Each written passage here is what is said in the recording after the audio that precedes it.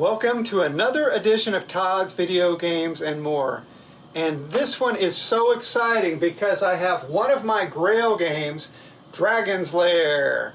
Now, imagine it's 1983. You're 11 years old, say. You walk into an arcade, you see games like Pac-Man, Space Invaders, Centipede, Frogger. These are games you're familiar with. And then you see this. You have Don Bluth animated cartoon graphics. You have an amazing looking cabinet with a scoreboard. Well, couldn't wait to play. And at 50 cents a shot, you couldn't wait to lose all of your money. Because this is a notoriously difficult game of timing and guessing where to go. But it's amazing because it is all running off a Laserdisc. When we bought this, it had been converted to another game called Russian Attack. And there wasn't much left of Dragon's Lair. We had the scoreboard hiding behind. We had a control panel lurking underneath. We were missing our marquee. We had boards that had been cut across. We had damage across the bottom. We had a lot of things that we had to find. But in the end, it all came together, and now we have this gorgeous example of Dragon's Lair. I'm very excited to show you the process. So without further ado, grab a sword, grab some quarters, let's go.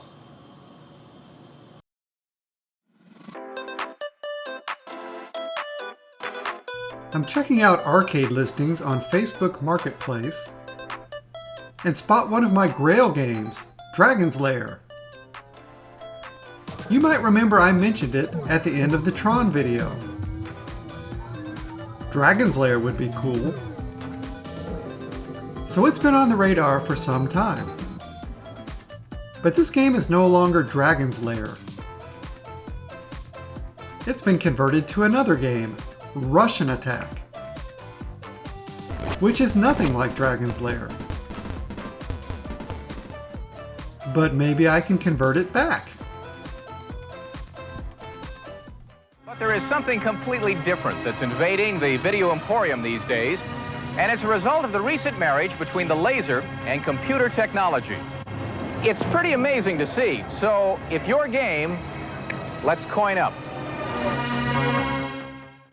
And while they head over there, Kevin, tell us what other thing makes this Starcade so special today? Jeff, as you said before, we have only one game on the show today, Dragon's Lair, and it's the first game of a brand new video game technology. Jeff? Oh,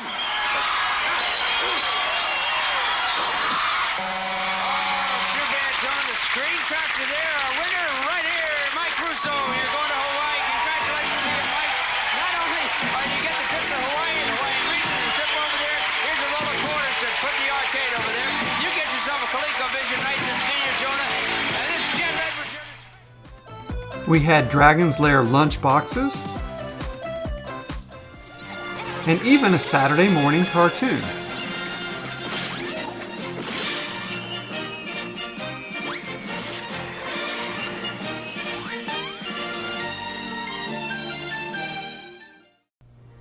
It's also referenced in this Family Guy episode.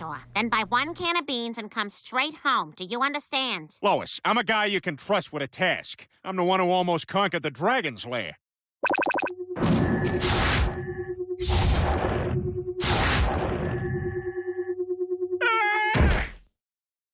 Dragon's Lair! So let's see if I can make a deal.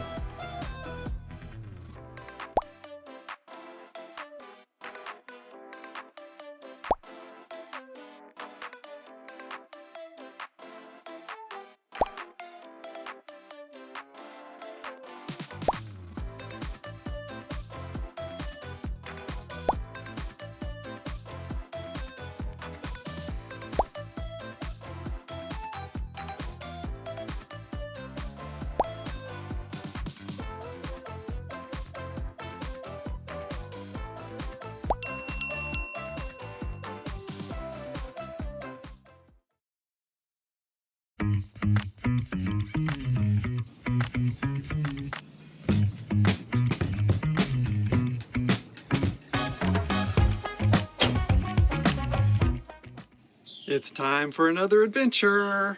Where are we heading? We're going to Memphis, Tennessee. That's right. And what are we picking up? There's so many games. What are we picking up that starts with a D and ends with an air? Dragon's Lair! That's right. Today is Dragon's Lair Day. So we have 6.5 hour drive basically all the way down to Memphis, and then 6.5 hours all the way back on this lovely late August day to pick up one of my Grail games, Dragon's Lair. What you got? Air conditioning Freon, so we can have air conditioning later.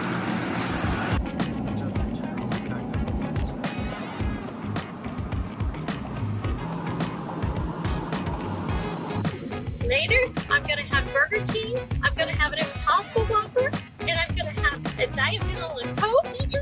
And I'm gonna have fries. Yes.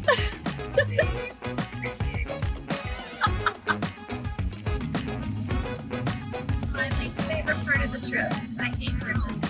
Here it is. Burger King! Yay!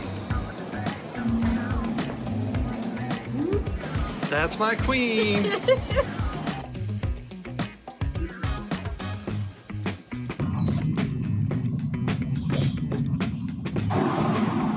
It has been a destructive drive for the butterflies all the way down. As a matter of fact, I think we hit a chromatic elf or something over there that exploded. I had that perfectly clean before we left. It's pretty graphic.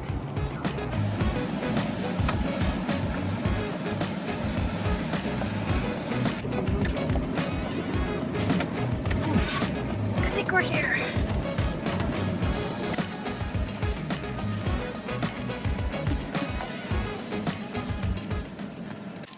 I don't know if I think the control panel, the coin door frame for the raised one.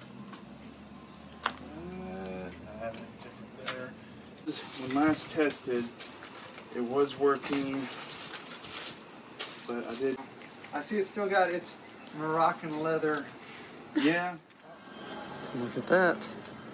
It's not going to be Russian attack for much longer.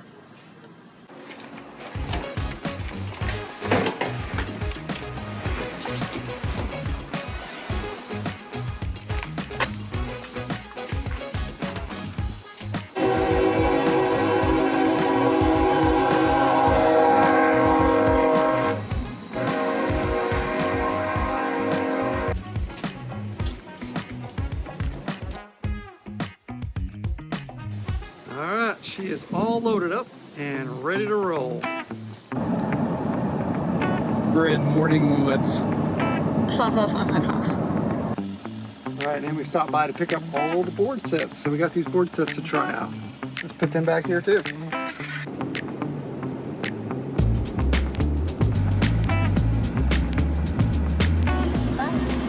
Now it's time for gas station pizza. It's kind of like playing roulette.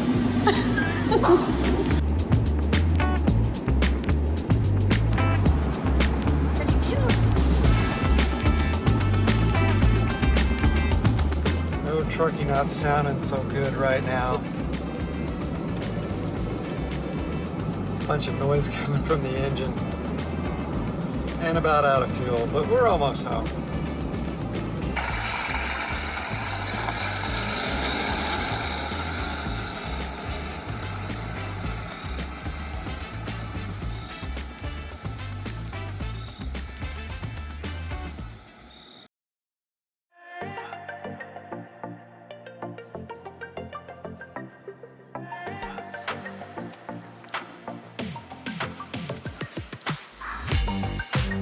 Here's what the bottom of the cabinet looks like. We do have significant damage down each side and in the front here, particularly on each corner.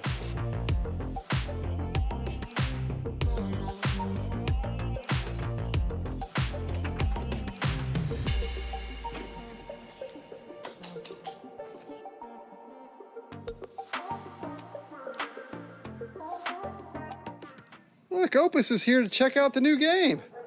What do you think? We got a Dragon's Lair in there. You like it? Let's fix it. All right, so Dragon's Lair / Russian attack is in the garage. Time for an overall evaluation. So, we can see our damage we have across the bottom. We're missing a coin door, but he did throw in an extra coin door for me. And we've got the control panel here, a monitor with a significant amount of burn-in on it. The top of the cabinet has been cut across for a flat Russian attack rather than the original angled out marquee. And if we go over here, we've got our art on the back. Still have yet to open up the back door and see what's inside.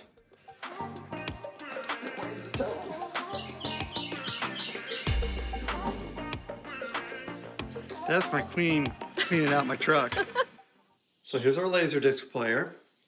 And someone, at some point in time, either ripped or cut this cord.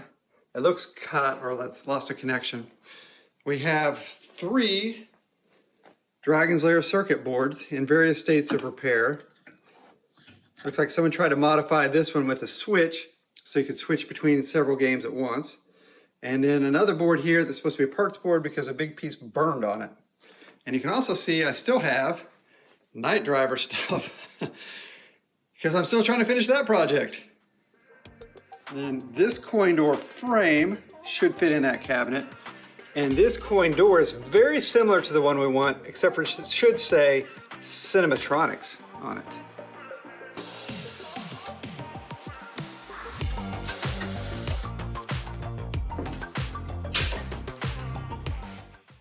Well, here's what we have inside. We have 2 pretty nice looking speakers up here on the top. We do have this scoreboard and you can see the light coming through it. So it looks like we might be able to clean the paint off the other side and reuse that, but we don't have the LED display board that would be behind it, which is unfortunate. And this is a K4900 series Wells Gardner monitor, which I think was one of the original types of monitors used in here. A modern power supply here. We have an isolation transformer for this monitor. And then down inside, we just have some debris. We do have the manual for Russian attack though. What's inside the control panel? Just a mess. Come on in here, look at this. Like this should be 2 parts, a connector going in. Well, somebody just ripped this off, pulled the wires as hard as they could, just started soldering stuff together, which had no release for tension, so now all the stuff's pulling apart and breaking out. I don't know why they did that, but it's all trash anyway. We're gonna replace it.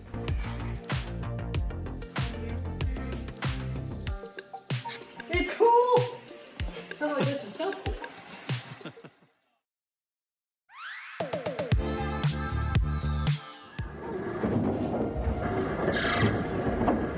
These kids at the Celebrity Sports Center here in Denver are playing the newest rage in arcade games, Dragon's Lair. You've seen how different this game looks from the average video game. The reason is the players are actually playing a movie. Options are presented to the player on screen, and it's up to the player to react correctly. The scenario changes depending on the reactions and decisions the player makes. Make the wrong decision, and our hero, Dirk, meets an untimely end.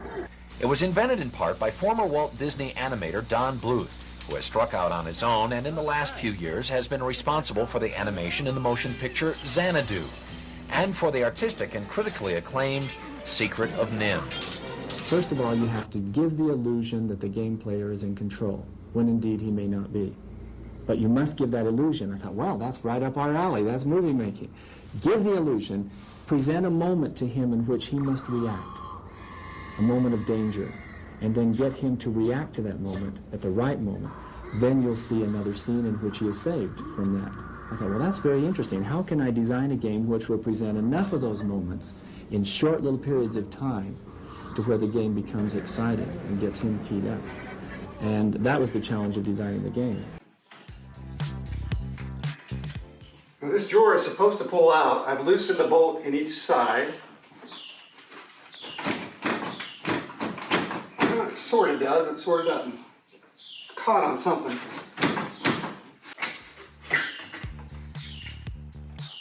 Ooh.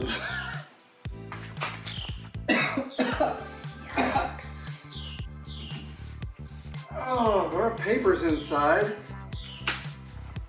Entertainment, amusements, fun. What does God say? Well, I'm sure that's an interesting read. Self-life. Answer to your problems. Life worth, I don't know who got a hold of this one. Hey, a penny. Out of order.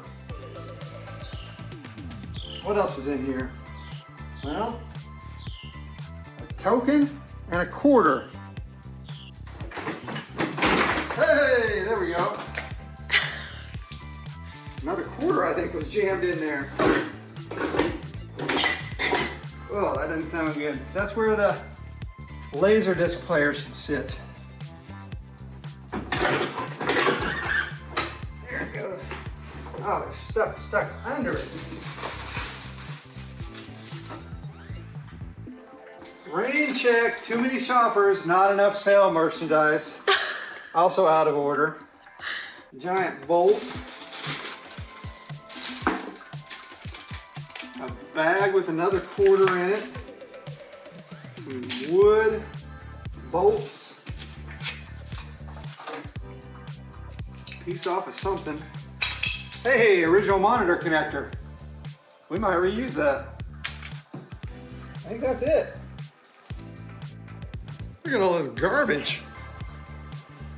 And look at all this money. We're already making money off this game. I think we broke even. I don't know about that, but we're on our way. Got a little message here from Huck's beer thing. Please do not move, machine. Oh. Yeah, now we got it. More quarters, they just keep coming.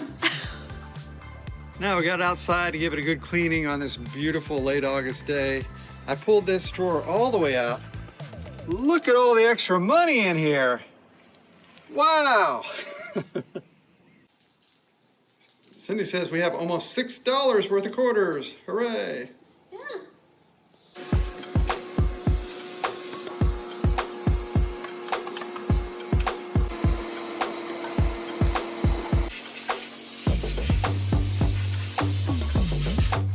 It's cleaning time.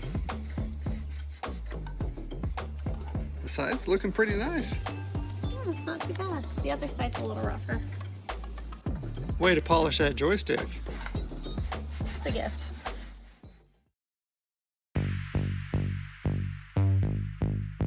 I've got it back in the garage. I'm going to plug it in and I'm going to see if Russian attack works. I don't see a power switch anymore, so I think it's going to come on as soon as I plug it in.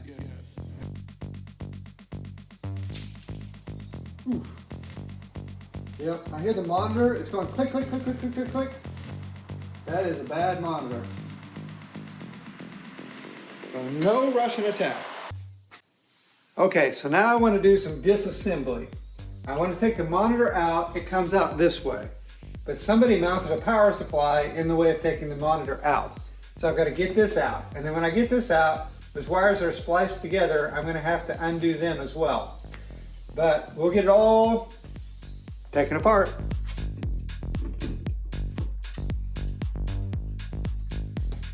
Okay, there's some good lessons here. One is when you attach a ground wire to this, which is the right thing to do, don't put in a screw with a square head on it. I have an attachment for that, but that's not likely to be the kind of thing you're going to expect to see, and you may not have this. So that's one thing.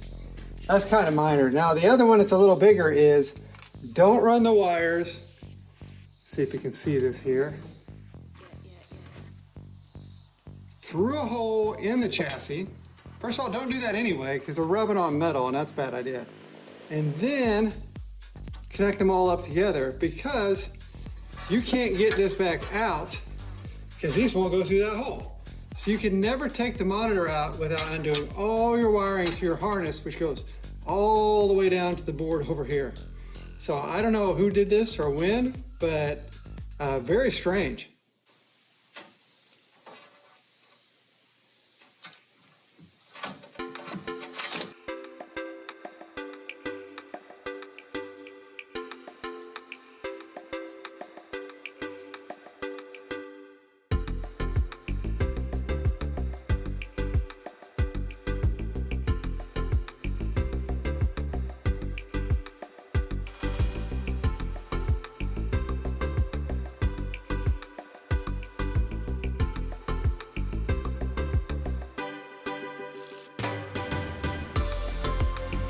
taking quite a bit of time. As you can see, I'm starting to work through both the sticker and the black paint over it. Okay, now I've got most of the sticker off. I'm going to use some denatured alcohol on a rag to get rid of the rest of the black paint that's still sticking on there.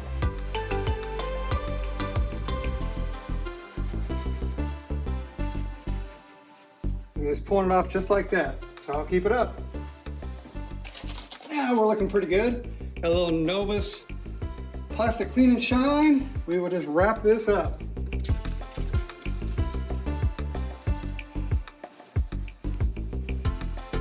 Well, I'm happy that was salvageable. It's actually in pretty good condition, so we can use it.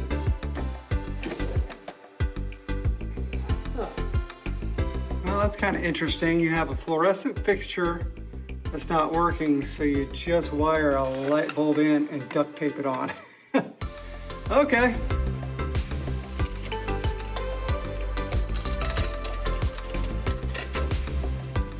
All right, let's see how hard it's going to be to peel off Russian Attack. Not too hard at all. It's not on there all that great. Sometimes we have to use the heat gun. If we need to, we can, oh no, it's going to be easy. It's not sticking to that leather very well. Great. Rarely is this part this easy.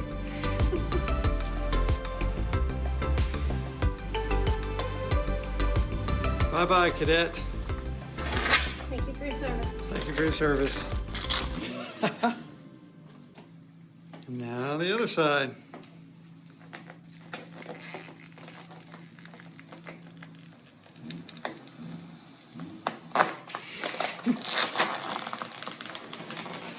Yeah, I'll take that one. I'll put it up on the wall as a memento. Time's gone by. He's on our wall.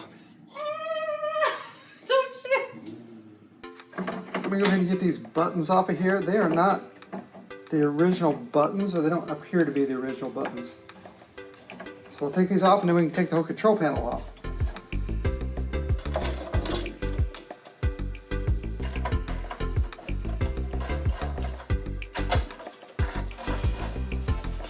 Hey!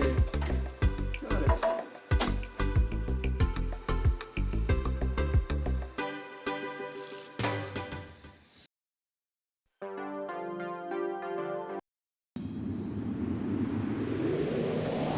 Laserdisc players arrived on the scene in 1978, as seen in this early Magnavox ad. Yes, I can understand you. I'm Leonard Nimoy.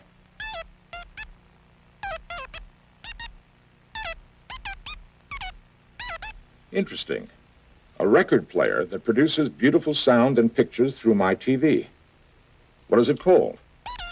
Ah, Magnavision. Then Pioneer gives me their Laserdisc Player. It's a video turntable that works with a laser beam, and that laser beam makes all the difference, they tell me. I'm a little skeptical, but I listen. I listen to Flashdance. I listen to Duran Duran. I listen to Raiders of the Lost Ark. I even listen to me, and I sound good. So there you have it. Gourmet video for people who know and love video. Magnavision. Another bright idea from Magnavox. Watch. Terrific. But suppose it's over 3 hours. Relax. Panasonic VHS tapes up to 4 hours of sports, movie specials on one cassette. This is DVD. And this is what happens when you watch DVD.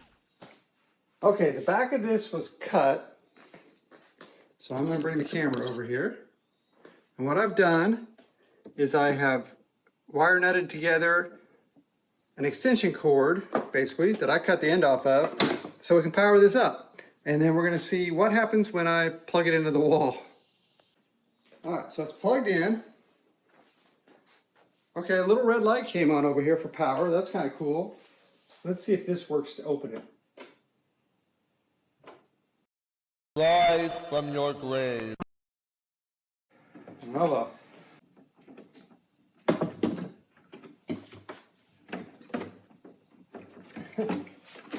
Still can't get it open.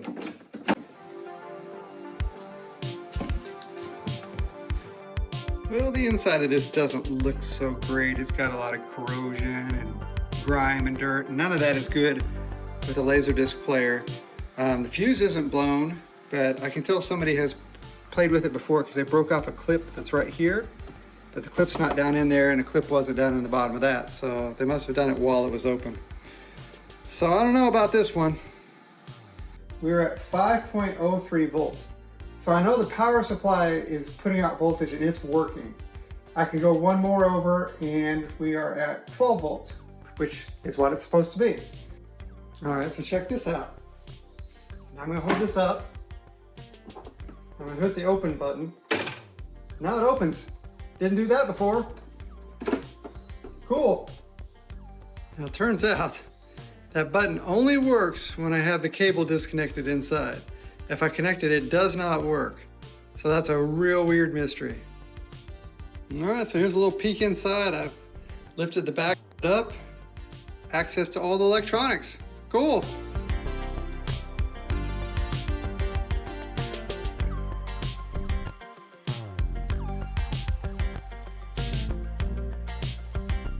Well, I cleaned everything up, sprayed off the corrosion with some deoxit. I even replaced a couple broken caps. There's a new one right there. There's one down a little further down on this board. Plugged it back in, no change.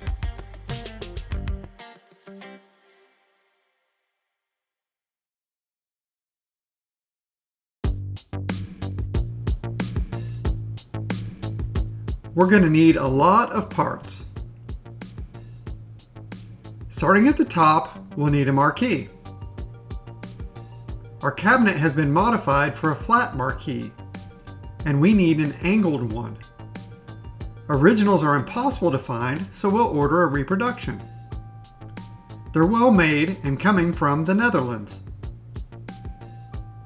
We'll need a new control panel overlay. I'll add that to our cart. This site also has the side art we'll need, so I'll grab it as well. Our monitor has burn-in and is missing a converter board. The converter is for NTSC Laserdisc output. They are hard to find, so we may swap it out with a TV. We have 3 circuit boards, but will any of them work? There's a popular replacement called Arthur. Expensive, but very reliable. Crucially, we need a Laserdisc player. Ours is not looking good. I'll look for a compatible model on Marketplace. In the meantime, I'll order a modern replacement. We'll need a power supply with a 24-volt DC output and wiring to connect it all up. I'll order a Cinematronics coin door badge, as well as marquee mounting brackets. And finally, we're going to need a scoreboard and cables, which we can get from LaserCon. But it's a kit, so we'll need more parts. Woo! We'll need more, but it's a start.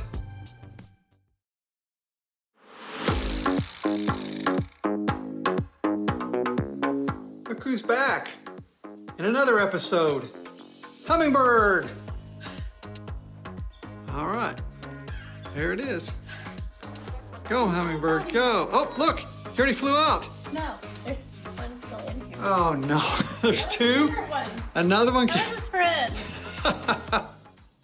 In every project, there's something that should take you 30 seconds that will end up taking forever. And in this case, I want to get this control panel completely off. And it's hinged on the sides. It's got bolts on the outside, so it's a very strange design. But this bolt, and then on this side, they've got just a standard slotted head screw. It's just completely locked up. So one hint or one key is this 3-in-1 penetrant is really good about loosening up things like this. So if you get to something that's kind of rusted or tight, that's always my go-to. And then sometimes you can't win, and all you can do is just go in and just cut up what you got to cut up and go back and fix it later. There it is. Hey. Now the back door was just screwed into this because the lock is gone. So I have a new lock here. There's in general two sizes of arcade game locks. The shorter one goes on the coin door normally, and the longer one will typically be for back doors. I have all my locks keyed the same so that when I'm in the arcade I can just open anything with the same key. So I'm going to use this. Gotta take this one out, put this one in, and then we can lock the door on.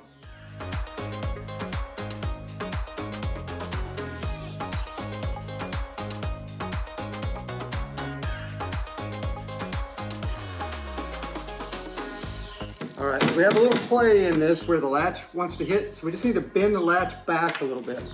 So I'm just going to take it, grab the whole thing, and bend it back towards me just a hair. And then we'll try it again.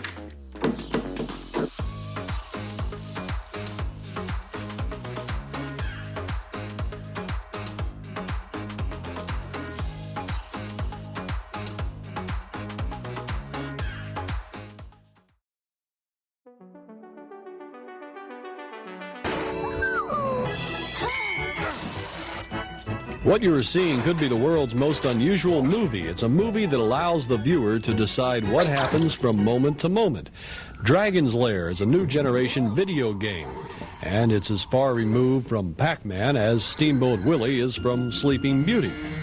The electronics of the game are the creation of Rick Dyer, and the animation is the work of Don Bluth Studios of Los Angeles. Don Bluth was formerly an animator for Walt Disney Studios, but in 1979, he and 11 other Disney animators walked out and formed their own company. There was a young man who came to us and he says, our company called Advanced Microcomputers would like to do an arcade Laserdisc game. I thought, fantastic. And then I learned some figures about the arcade. Basically, they did about $9 billion last year, which is 3 times the movie industry. I said, that's what the audience is. They're in the arcades. So, yeah, so why couldn't we do this then? We could make a animation game, and with the laser disc, you don't have to settle for the little sticks and dots. You can actually put full-blown, full-length animation on that screen.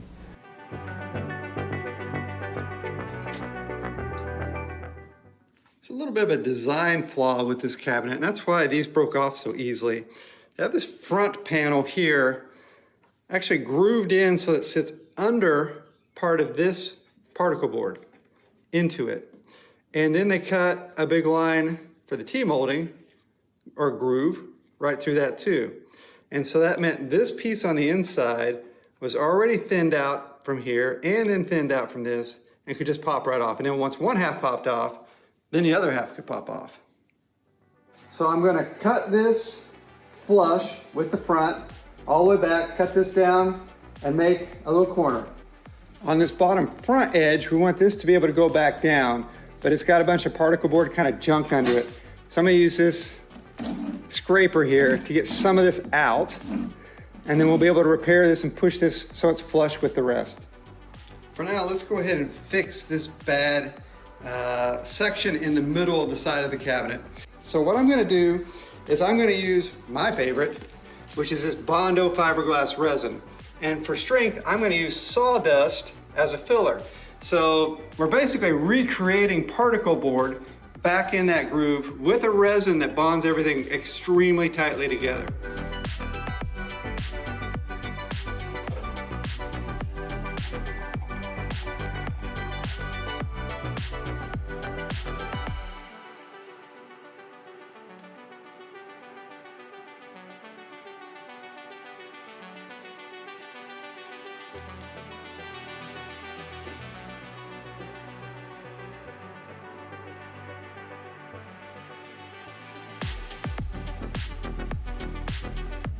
Clamp together, hardening up. We'll give that plenty of time. Each of these little shims I have on each side, which are paint sticks from Lowe's, I have packing tape wrapped around them so they can't stick to anything. So when I get done with this, they'll peel right off, I hope. All right, it's been overnight, so let's pop this stuff off and see if it stays in the same dimensions and see if I can get these sticks off of here or if I glued them on.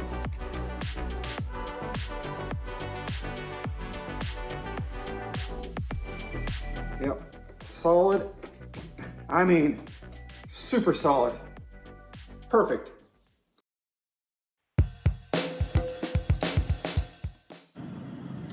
All right, so we're headed to Louisville, Kentucky to pick up a special TV that should work as a replacement monitor for our Dragon's Lair. So we got about an hour and a half drive down there. Beautiful scenery, beautiful day. I found a possible match on eBay. Let's start asking strange questions. We need a TV that will power up automatically. Great! We also need it to go to the correct input. Perfect! Let's make an offer. We got a counter offer. Close enough.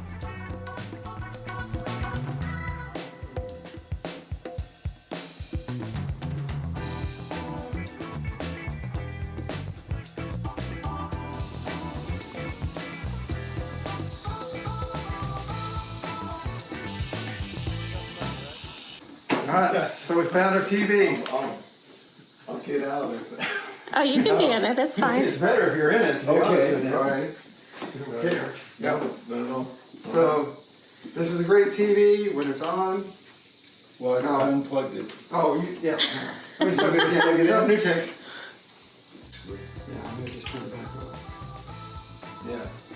Okay. So, special TV, it's on. We unplug it.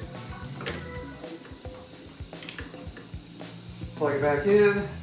Back on. Just what we need. Magic. Carrying it out. All right, here we go. Going home.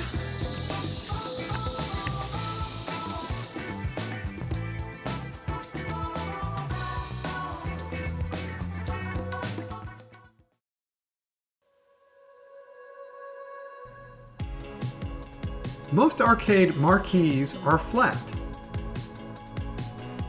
and made of glass or plexiglass. But Dragon's Lair has angles. And someone chopped up this cabinet to hold a flat marquee. So I'm going to mark out dimensions from a diagram. Alright, that's all marked out, ready to cut. Alright, we're starting to get some of our replacement parts. These came from Rose's Arcade. Oh, more of my nemesis, packing peanuts.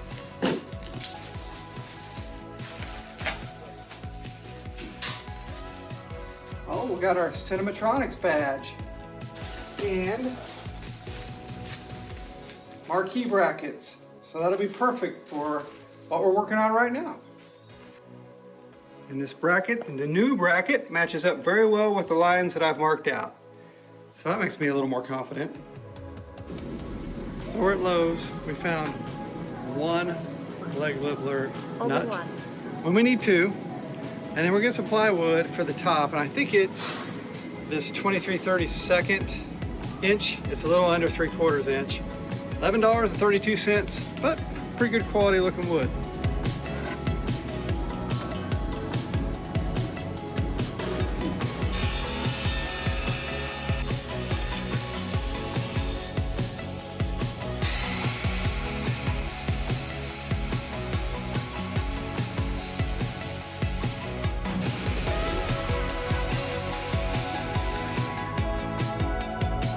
Well, if I cut them right, then they should be exactly the same size. And they are. And now we have our bottom piece. Looks good. Thanks. The cut on the top's a little complicated because it has to be cut at a 30-degree bevel. That's because it slants up to it. The marquee leans at an angle, so this cut has to be the same angle the marquee leans at. So I've got it set. I think I've got it all right, so we'll make the next cut.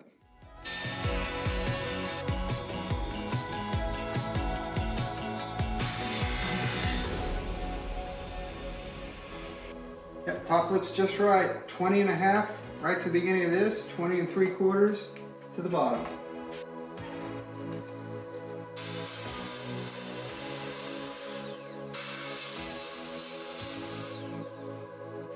Now we have our top board with our angle bevel for the top. Nice work. Thanks. Enter the world of the Dragon's Lair.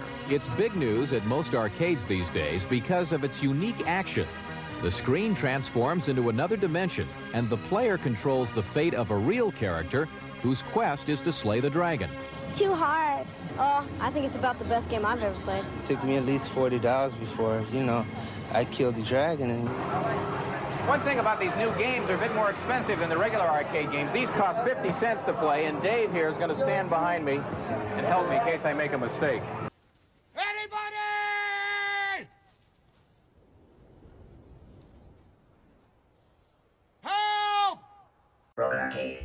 What's up, adventurers, and welcome back to another episode of Arcade Economy, the show where we deep dive into classic arcade games to determine just how much they would have cost to beat in the year of their release. And 4 different play sessions to beat Dragon's Lair. The total cost came out to $33. Now, in 1983, $33 would feel like spending $106.98 today.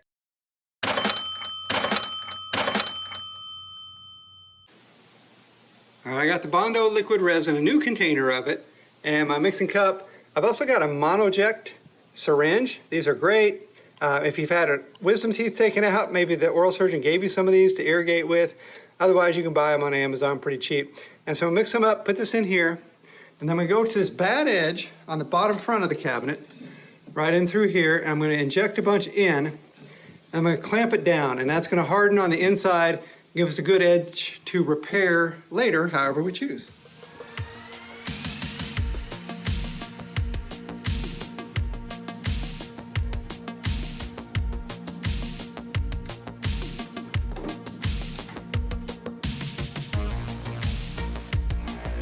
We'll just let that set up. Now, while we're waiting for that to set, let's look at this coin door. So this is a frame for a coin door that does fit into this game, but it's not the right door itself. The right door itself is this one, but it doesn't have the right name tag or badge on the front, but we have that.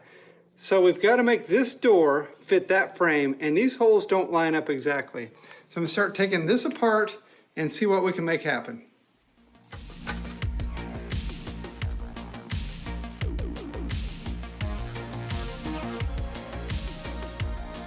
So the new door fits the frame great. It just doesn't match up where it screws in over here.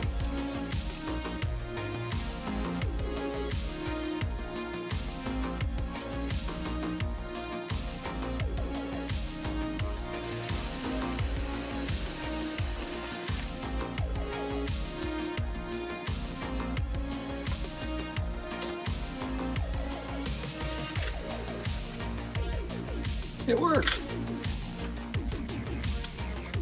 Yay. Well, Opus, what do you think? I mean, it's coming along pretty good, isn't it? Look at that, we got the coin door almost done. Yeah. All right, see ya.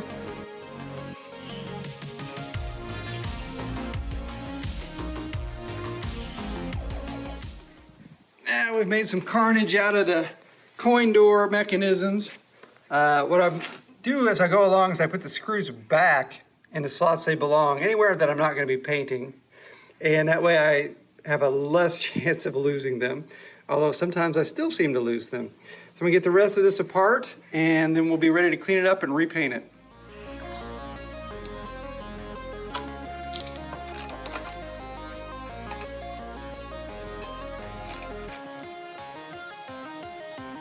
No more Century.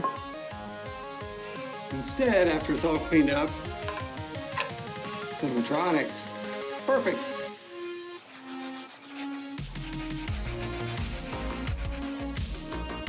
Oh, Cindy will help get it clean before painting, right?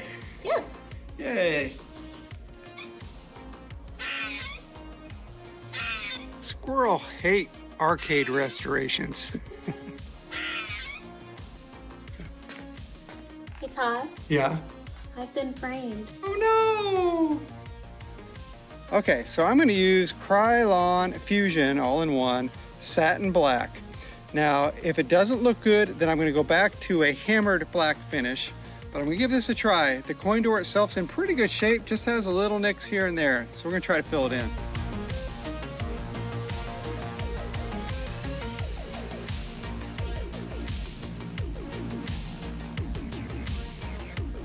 And we'll just leave these inside here to dry completely. They look good.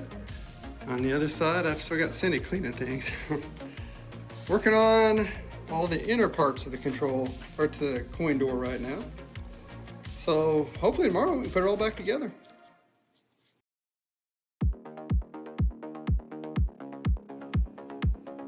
Another day has gone by and there's a chill in the air as fall enters the equation.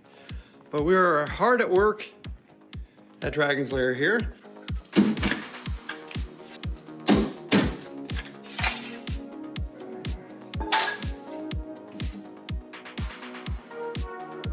And that repair worked great. We are nice and flat and level across here and very solid with our particle board grain, and we can Bondo to it. All right, let's do some Bondo. Now, I use the Bondo, what used to be called Professional, but now they call it Fast Dry Filler. Here are the essentials. You need some acetone for cleanup and some paper towels or some rags. I'm gonna grab a rag as well. These mixing pads work really well. If you watch my old videos, sometimes you'll see me just use paper plates. It doesn't matter. You're just gonna mix them up on here. Some sort of mixing spatula. They make plastic ones that you can use for this. I like this blade better, a little more control. Gloves, that Bondo's gross, it gets all over the place, and you wanna keep things clean. All right, here's how this works. We're gonna take some Bondo on our spatula. Just a nice glob, something like this to get started with. Put it on our pad. Then we're gonna take a little bit of the hardener, and we're gonna drizzle some on, and the amount that you put on determines in some way how fast this sets. So a little blue dot like that on this much is gonna be about right, just from experience. And then we're gonna go back and forth with our spatula and work that blue in until we have a consistent color of putty.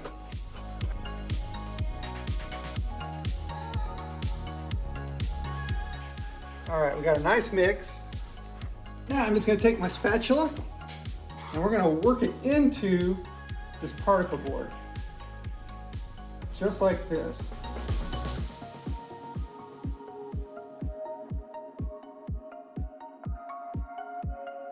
A hummingbird just flew in. Again, we cannot keep these hummingbirds out. I'm gonna pull a little into the top of each one.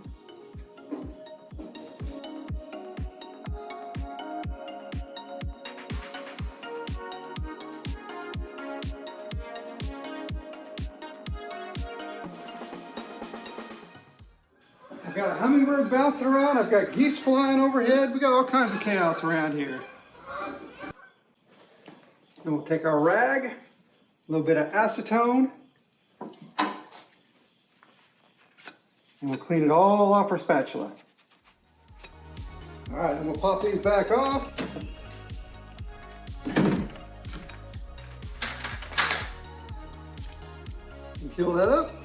New edge for now. Now, while I'm waiting for that to set the rest of the way so I can sand it, I'm going to use this very fine saw to cut off each section here that's bad, flush with the front of the cabinet.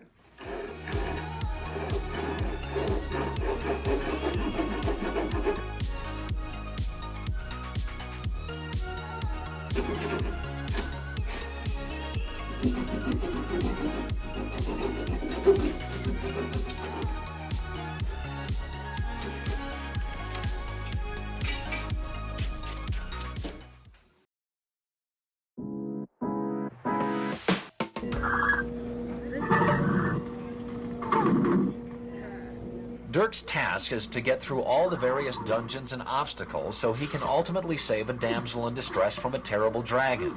It's harder than it looks, and the game costs 50 cents per turn, although you are given 5 tries to make it to Dragonville. They call it participatory video entertainment, and it's expected to give a big boost to the already soaring arcade market, which brought in more than $9 billion last year. That's 3 times the amount of money made by the movie business.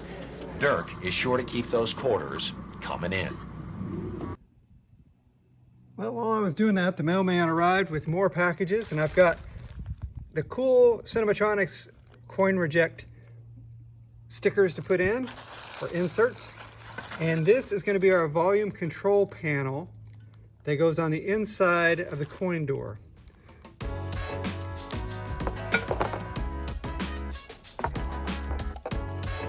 I'll make it 50 cents.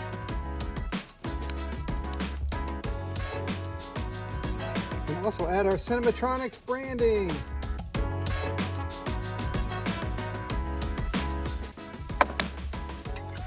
Ah, now we're getting somewhere.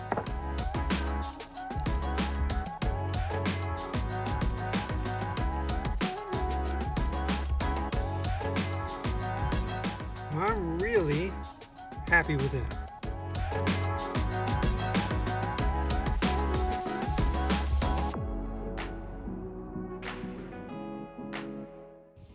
Now I'm going to add a lock to the coin door. I have a whole bunch of these locks. I bought them in bulk. They are all keyed the same, so no matter which game I pick up, I've got the right key for it. And these are G90s I use. So I'm going to slide this through, just like that. We'll come around to the back side. Just like that. And there's a couple ways you can tighten it. You can get a wrench in here if you have a 15/16 socket. And I just hand tighten them pretty tight. Like that. That's good. I'm going to put the key in. See which way is locked and open. Locked, open.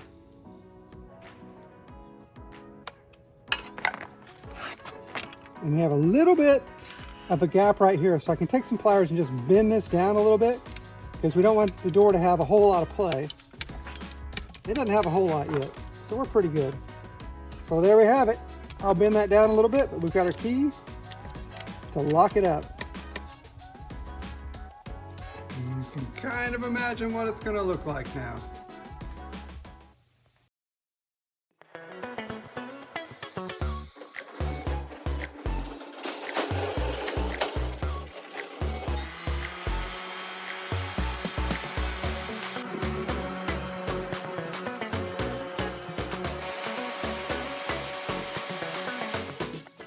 So the goal here is to cut a piece of this that lines up right like that. So if you've been watching my videos, you know I use fiberglass resin every so often, but you might ask, where is the fiberglass? I used it on the red tent project. I'm gonna use just a little bit here because we got kind of a big crack between these boards. I'm just gonna tuck some down in there so that the resin sticks to it and doesn't go running down the side of the inside of this cabinet.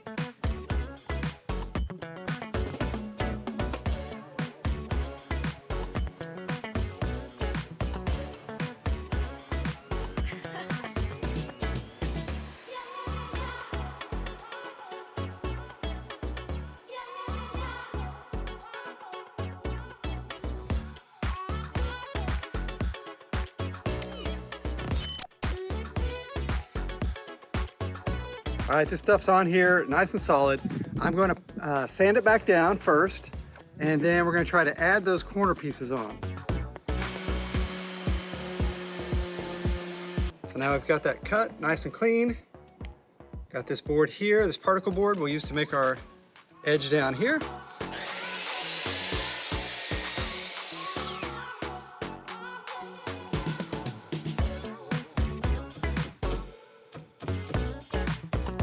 Now what I've done is I've added some little wire nails where I want the dowels to go.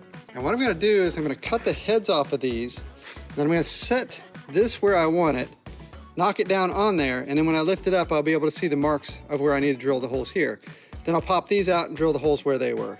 That way they'll line up perfectly, I hope.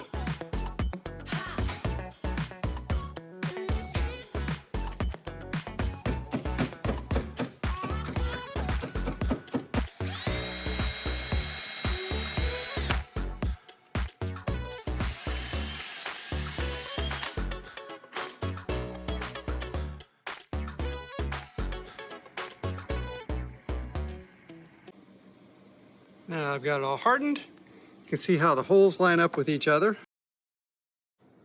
This is just a little trial to make sure they fit on top of each other, which they do.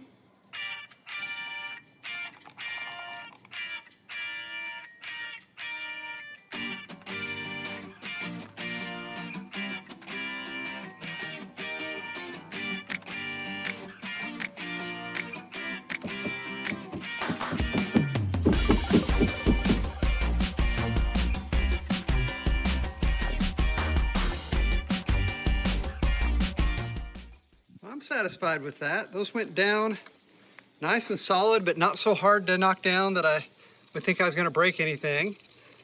Both sides in, they're pretty level, they're pretty even. We'll let that get solid. All right, now it's time to tackle this bottom side, which is by far the worst.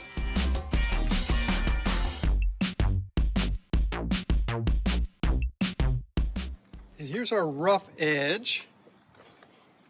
Just a little extra everywhere so I can sand it back. And I filled in this little gap over here as well.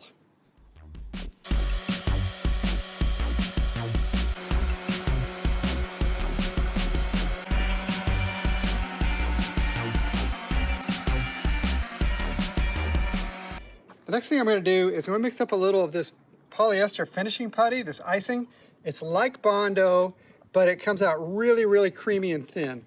And that'll let me get into the little grooves where I've added the pieces on the end. It'll let me fill in the little tiny holes here and there, like there, and get this closer to the end.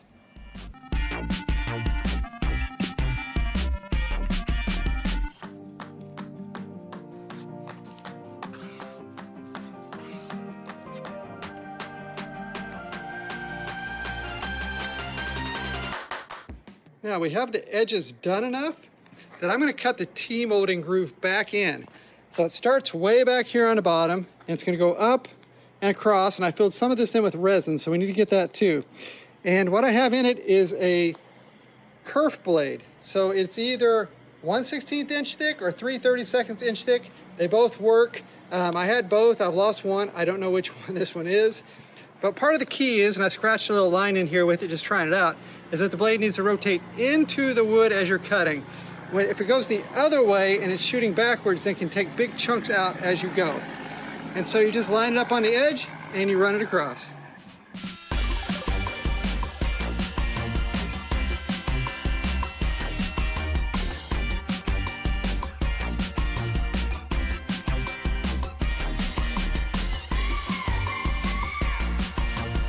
Oh, and as far as the durability of these, I mean, they're not going anywhere. You'd have to hit it, I think, probably with a hammer to break it off at this point in time. Not only is the picture radically different, so is the sound, which is capable of very high fidelity, because neither picture nor sound is computer generated.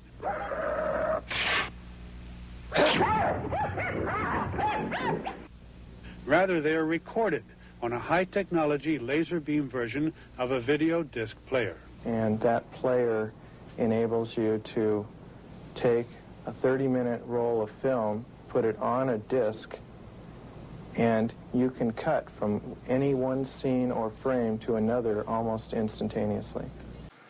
All right, we've gotten all kinds of great special deliveries today, and here is one more that arrived. It is our Laserdisc Player.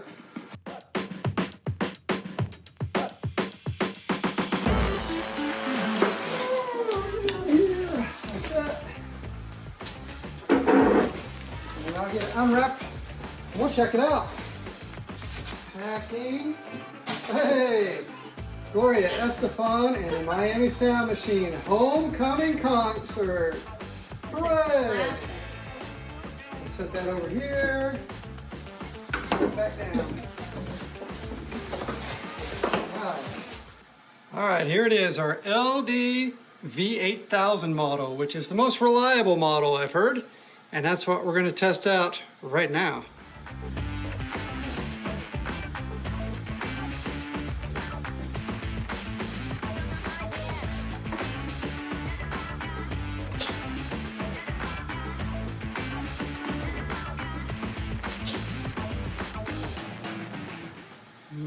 See if anything happens. Whoa!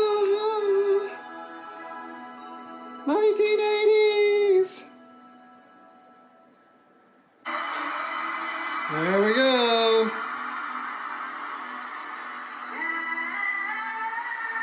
Sing it, Cindy. The rhythm's gonna get you tonight. Ba, ba, ba, ba, ba. That's right, now we're going to have to watch the Laserdisc. It's great. Alright, so I have the Dragon's Lair Laserdisc. This goes this way. One side is silver.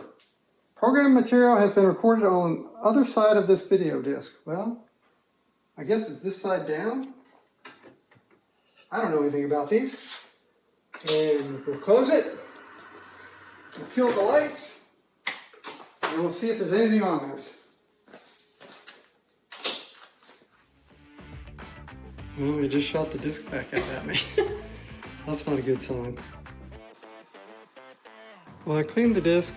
It at least tries to bring it up. Revs up, slows down, revs up, slows down. Not readable as of yet.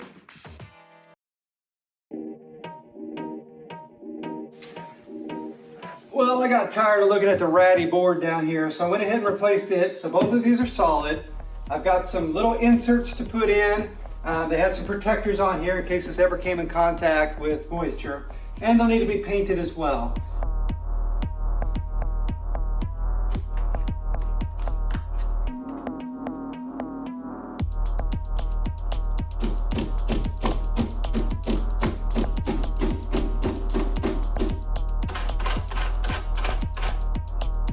I've just put the leg levers on there just to check them out, make sure they were level and even and solid, and they are.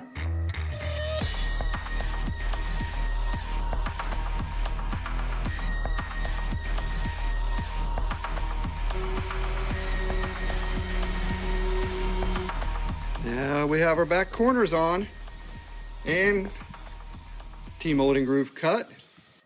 Let's do a little painting.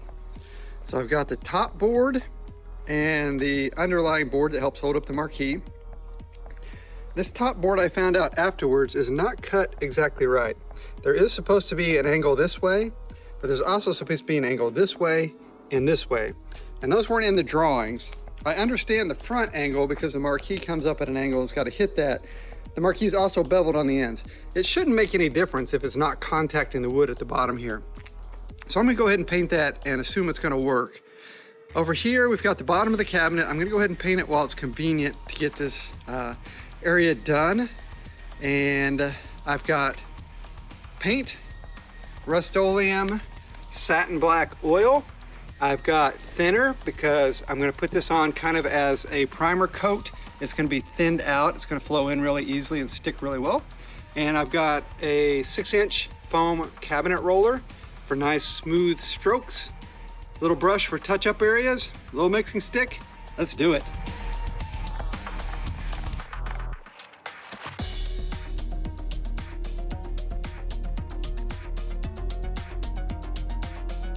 Now we'll let that dry, but that's how that looks. The top of the game is actually just exposed plywood like that.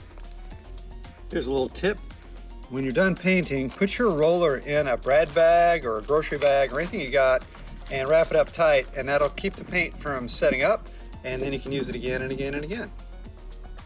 I also bought these little plugs. They're automotive plugs, and drilled some holes in here to put some feet in.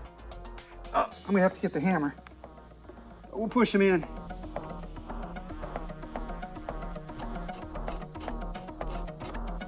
All right, I think the bottom is done.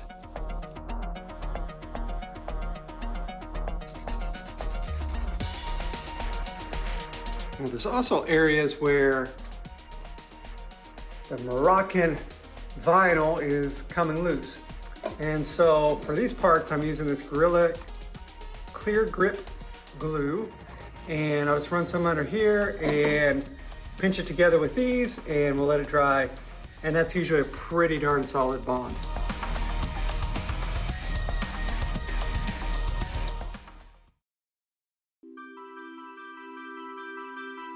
Dragon's Lair is as different from normal video games as Space Invaders was to pinball. There's absolutely no comparison. The task of putting the game together was awesome. 13 animators sketched 50,000 drawings of the characters in action. 24 drawings for each second on screen. The drawings were then transferred onto clear plastic sheets called cells and painted. Intricate detailed backgrounds were drawn and painted as well. Special effects like raging fire, crumbling walls, and deadly vapor were added to signal immediate danger to the player. The cells were combined, and then each drawing was sent to the camera department for photographing, one frame at a time. 1,440 frames for each minute of finished product. Dialogue, sound effects, and a musical score were added to enhance the feeling of playing a movie instead of a game. Finally, the entire film was transferred to a high-resolution Laserdisc for use in the game itself. An incredibly complicated process. An incredible game. Control panel time. First thing we have to do with this is get this overlay off. This isn't the original. It's one they added for Russian Attack. I've got a heat gun. I've got some scrapers. I got some gloves. And it's just basically brute force. All right. I'm going to start up here. I'm going to take the heat gun and just kind of melt this adhesive underneath. See if we can get under it here. Here's my scraper.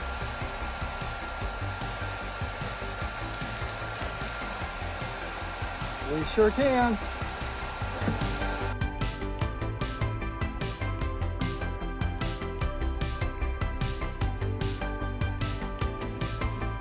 All right, this is really cool. I hardly ever get to see this, but there's the original Dragon's Lair art underneath. Usually that's scraped completely off, and it's rough and it's been scraped off here and there. But that is really, really, really, really cool.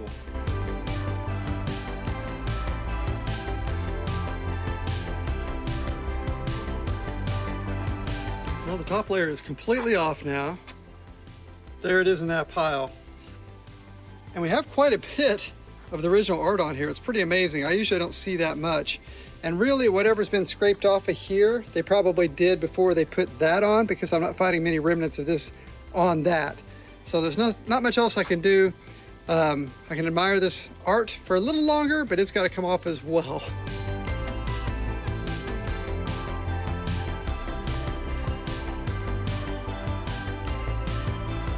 I'm starting to be able to envision what this is going to look like. Kind of cool seeing the old control panel there and the scoreboard at the same time.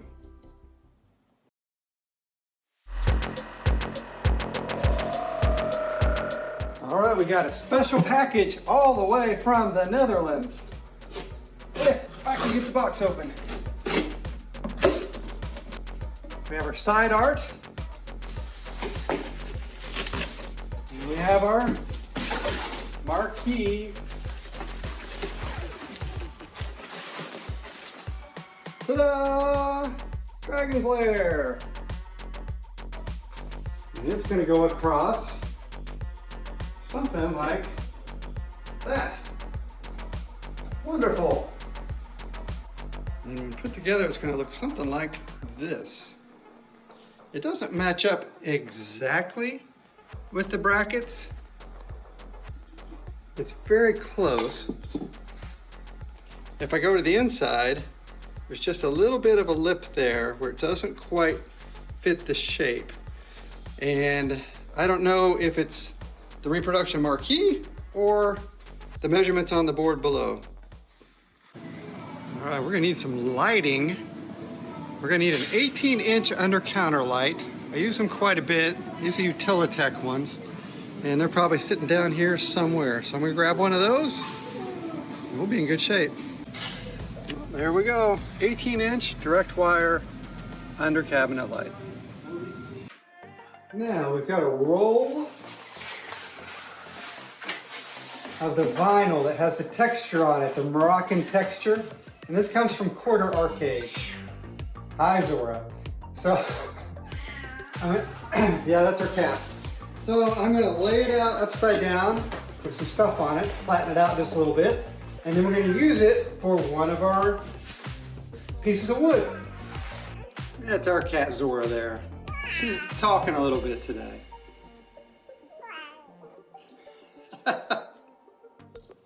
Well, it turns out this stuff's pretty flexible, so I didn't have to let it rest. And this is well more than what I'm going to need for the board underneath. So I'm just going to get it kind of close to where it needs to be. And then I'm going to trim off some excess on each side. And then after I set it all the way down in place, then I'll take a finer knife or blade or scissors and cut it right to the edge of the board.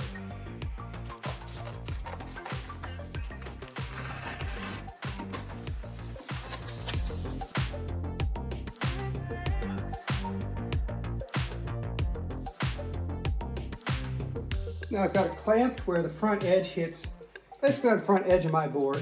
So I'm going to lift this up, I'm going to peel this back.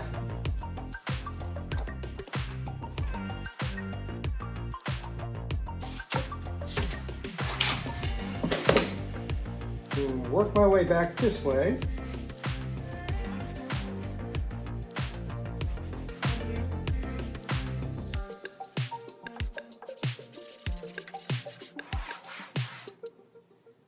That's on there pretty good. I'll take these clamps off. Turn this around.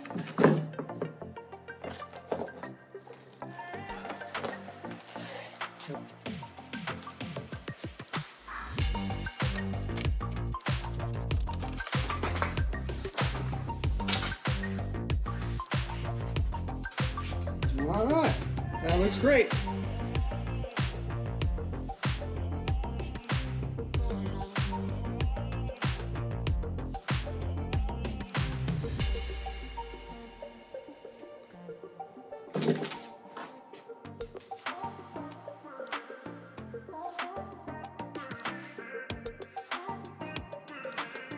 Yeah, that turned out great. So here are our two replacement boards. This one's the bottom board, so this part right here matches up with this part right here underneath. The top board is plywood, it looks like this, and it's just painted on top. That's how the cabinet looks as well. The hard part here is figuring out how to get these boards out without tearing everything up. The top one looks like it's easy enough to pop up. The bottom one looks like it should go down, and if it's going to go down, then probably that score area there has to come out too. All right, let's do some destroying. Not very easily. Woo. That's going to take a little effort. You can see how many staples they used all across the top, and I'm just starting to pop them off.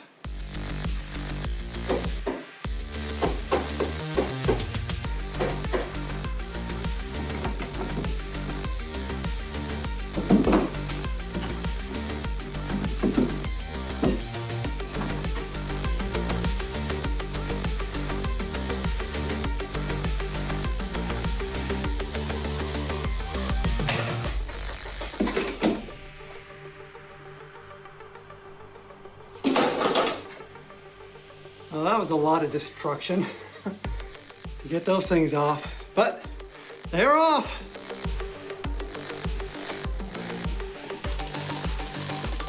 I have no idea who at the factory put this together, but look how many giant staples they used all over the place. It's making this almost impossible to get back out. This is a little board on the top to help hold a television, if necessary, to the top. You could add a TV. Look how many staples they put in just to hold this board in place. It's insane. Well, I think I'm going to call it a day with this. I have torn everything out of here. I've even pried out some of these blocks across the side because they need to go on the board first, and the board goes up and then they get stapled down from above. So we want to do it the same way for stability. But here we are.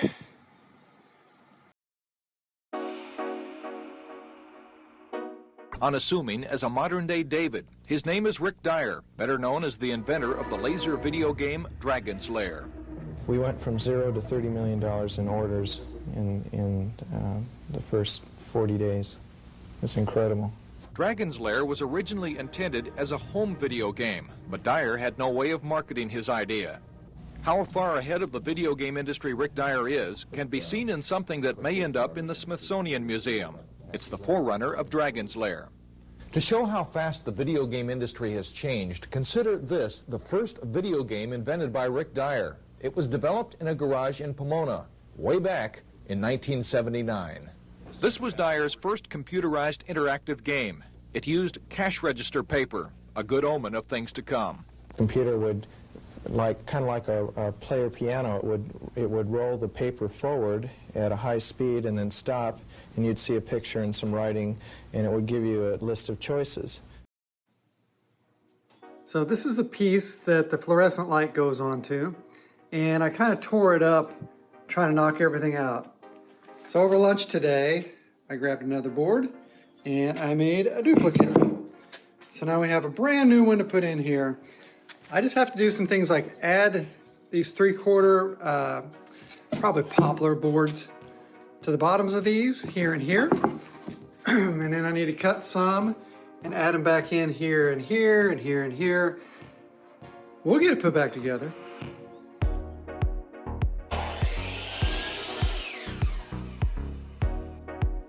Okay, as I put things together, I have this basically finish nailer or brad nailer, and I'm using that to tack the wood into place where I want it. Then I borrowed this heavy-duty cordless stapler from my brother-in-law. So I'm gonna give it a try here and see how it works. Woo, it shoots. That's good. Well, let's just give it a few.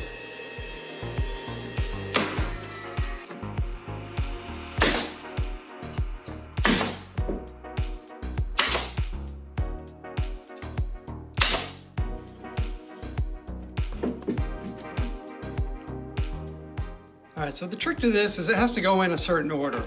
So the bottom piece for the marquee already has these little wood bits hooked on, and I'm gonna staple them in really good before I put it up there. Then it comes up, goes underneath like this. It can shoot into the side of the cabinet and then down from above, and that's what holds it into place to keep it from falling. And then after that, we'll put the back piece in behind it and then the top piece across.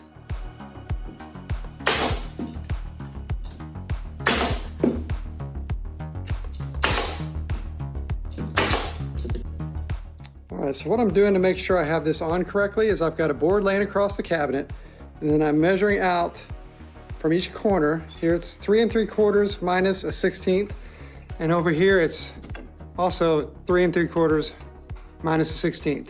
So that means we got the front edge level, and it's exactly even with the backboard back there.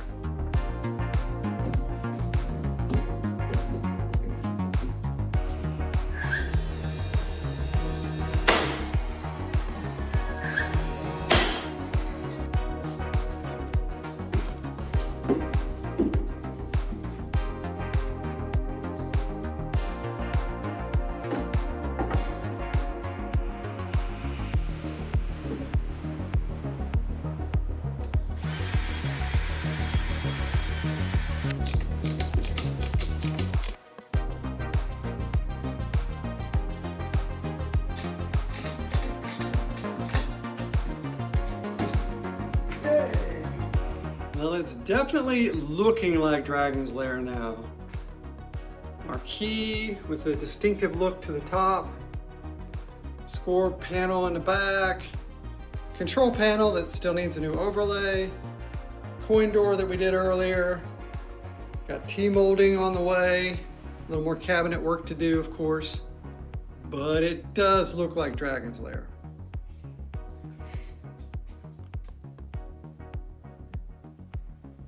Do you remember this game, Mom? No, I do not. I don't remember any of them, really.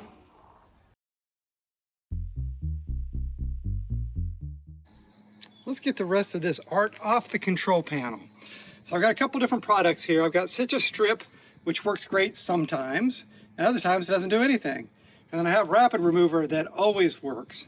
but I don't have a lot of it left. So I'm going to start with the citrus strip and go with that. I've got a little Grillo's Pickles cup. You might notice I use those. We like the Grillo's Pickles. And I'll just put some citrus strip down in there. I've got a little brush. I'll just keep brushing on, keep scraping off what's on there.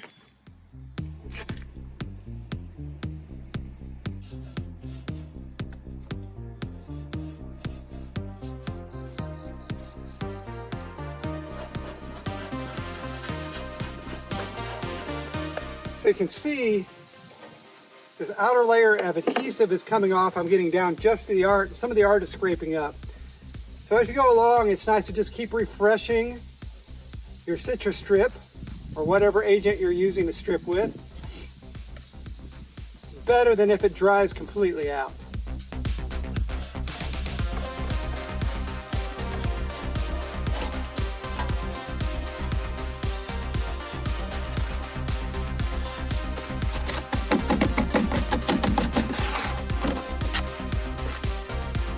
Now, almost all the adhesive's off. I will sand this the rest of the way down and get that clean. And here is what I just scraped off. Yeah. Now I've got this Laserdisc Player open and I'm following the cleaning procedures here. So underneath this circuit board is the laser down in there. I just lifted it up, used a little isopropyl alcohol and cotton swabs and cleaned it. So I'm gonna put it back together. It's working! It's working! It's Dragon's Lair! A fantasy adventure where you become a valiant knight on a quest to rescue the fair princess from the clutches.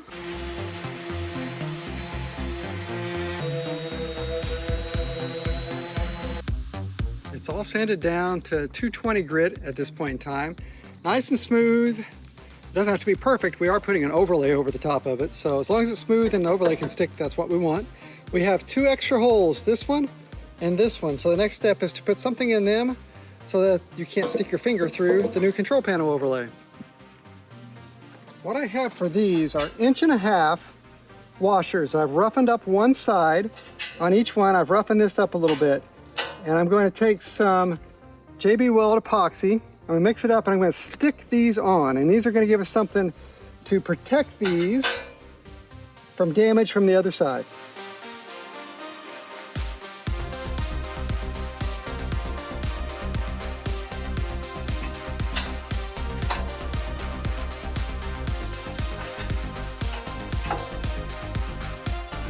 The epoxy has set up nicely for these washers. And then from the other side, looks just like that. I'm gonna cover these holes up from the back side with a little tape. And I'm gonna use Bondo this time. Sometimes I use resin. I'm gonna use some Bondo, just fill this in, get those looking good. And then we'll be able to put on a new control panel overlay.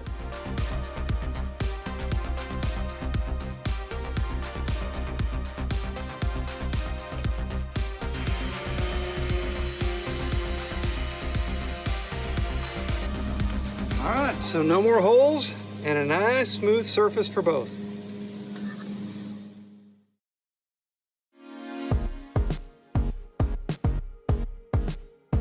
So how much is Dragon's Lair worth? They don't come up for sale very often.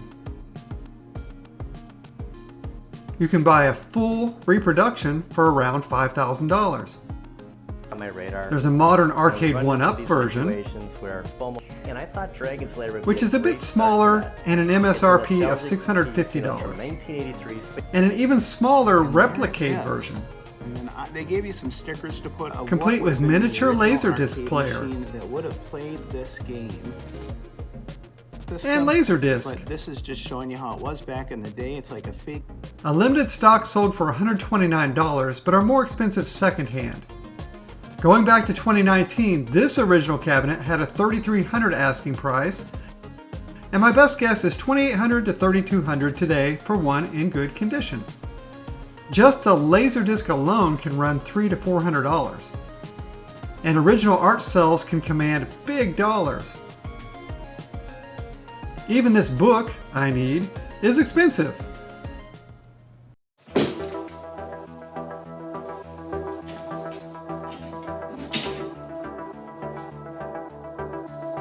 Let's put some T-molding on.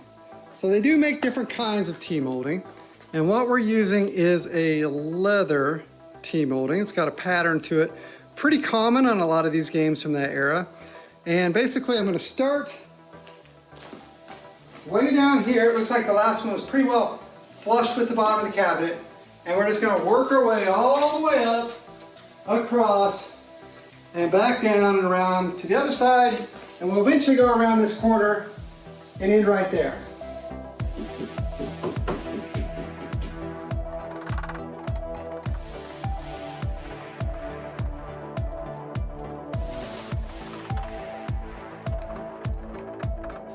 Now, whenever I get to a corner, when you bend it like this, it tries to pinch itself on the inside. So I'm going to take some cutters, and I'm going to cut an angle out like this and like this. So when we go around the corner, we're now flush as we go.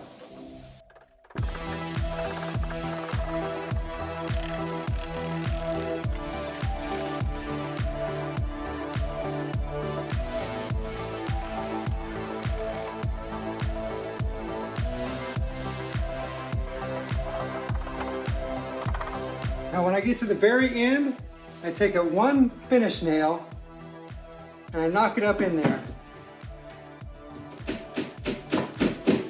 Otherwise it's too easy for these to pull back out and loop themselves around.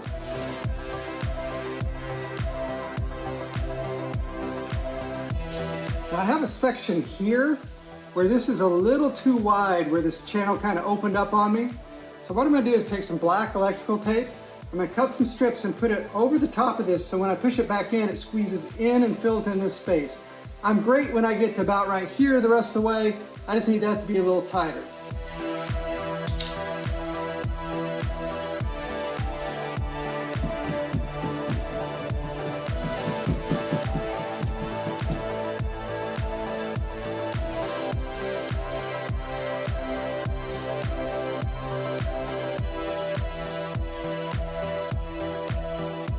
And that really looks nice. I still have to go back and do some touch-up paint on the edges there. Did you notice something when I was going around? That maybe I didn't quite have enough to get all the way to the bottom? Well, I thought 25 feet would do it. They sell a 25-foot roll. One of the websites I was on was like, 25 feet's enough to do most arcade cabinets. Well, it's not enough to do this cabinet. So I put it on, and basically I wanted the seam to be on the back. So when I get some more, I'll just butt right up against this and go the rest of the way. Is that ideal? No, ideally I would cut a whole nother piece and do the whole thing again. But for that amount of trouble, I think I'll just patch it in.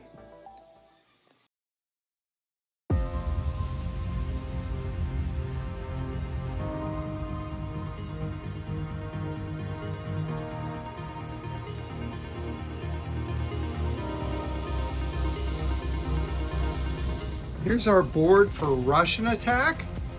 It's a Konami board, which fits very nicely into my Kicks cabinet. And if I come around and kill the lights, you can see we have Russian Attack. So the board works. The monitor is mounted sideways for this particular game, but it looks like if I wanted to, I could sell off or use the Russian Attack board we got. Now, this vinyl has a nice texture to it, but where I've patched in doesn't. And I've used a foam roller and just a brush to kind of fill some of these in.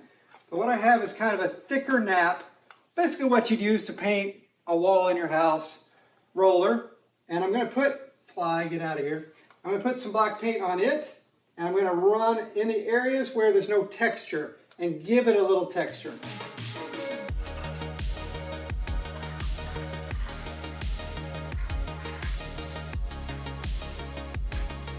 Okay, this is the plexiglass that goes on the front over here. It is dirty. At the 5K today, I won a bucket and supplies as part of the raffle. And Cindy, what'd you win? Coffee. She won coffee beans. We don't drink coffee. That's okay. Anyway, we're gonna get some water and some dish soap, light dish soap, and we'll clean this off very gently because we don't want to scratch it with the dirt that's on it. As a matter of fact, probably just hose it off first. And you don't want to use any cleaning objects, like there's stuff down in there. No Windex, no magic erasers, nothing harsh. Just wipe it down with some soapy water.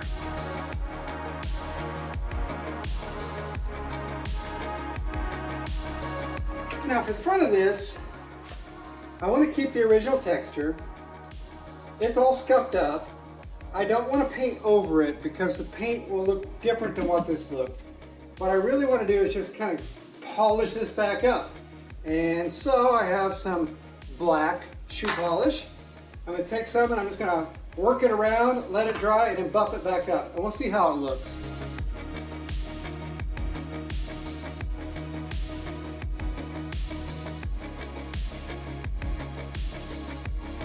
And that's our first layer. And I'll buff it up in just a little bit, but it does look better. This is how that looks, and that's terrible. It's all beat up. It does have some cigarette burns at the top, so we know it's from the 80s.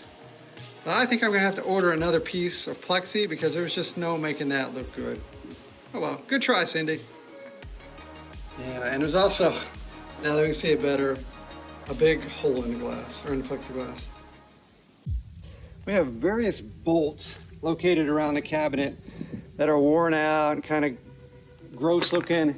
Some are supposed to be silver, some are supposed to be black. We'll deal with that later, but first we want to get them polished up. And what I use are these polishing discs. So they come in a big bag, all different colors. And it's simple enough, you just run it in a Dremel or some other rotary tool, polish the tops of these back off, and go from there.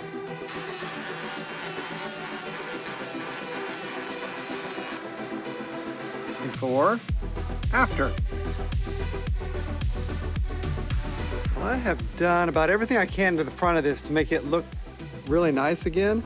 And no matter what, I'm matching different paints. I've got some major scuffs. Kind of have the same thing on the side when we're out in the sun. So I think I have no choice but to try a real thin layer of black over that and see if we can even this back out.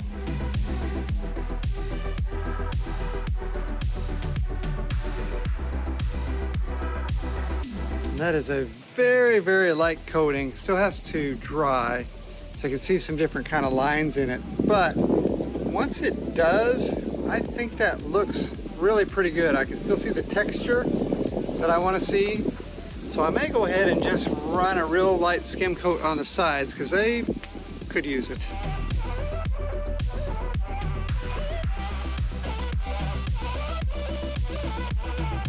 Here's our sort of after. I just brought it back in, so it's still got some glossiness issues, but we can take care of that with some polish at the end, polishing and buffing it back up. Overall though, I think I'm happy that I did that. It does look nicer overall.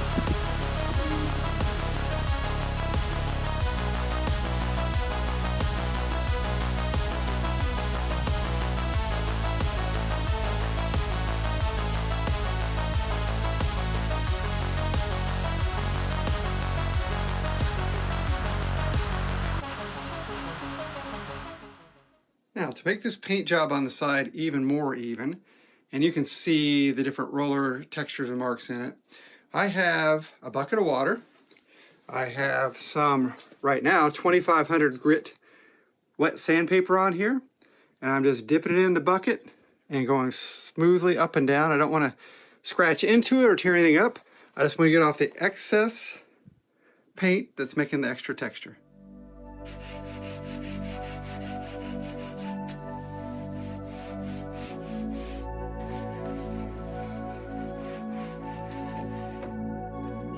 Now the front is ready for a little wax before I start putting everything back together. The sides are not because we have side art to put on. We don't want a waxy surface to stick to. So for this, I just typically use something like this turtle wax, just a little soft paste wax. Just rub a little on, kind of like we did with the shoe polish that didn't really do the job. It doesn't take a whole lot. Basically, this will give the vinyl a nice sheen to it, even everything out. Pretty much look brand new. Here's the other art we had ordered. Let's get it unrolled and have a look. There we go. We have our two side panels. They look beautiful. And our control panel overlay. And you can see how creased these are. So I'm going to lay them down and we're going to put some books on top of them to flatten them out.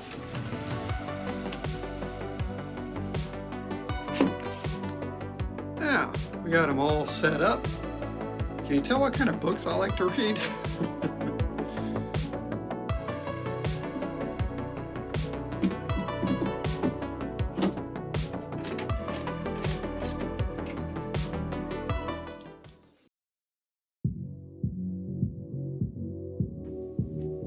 Now, this control panel overlay has relaxed quite a bit to where it wants to stick down on here about the way we'd want.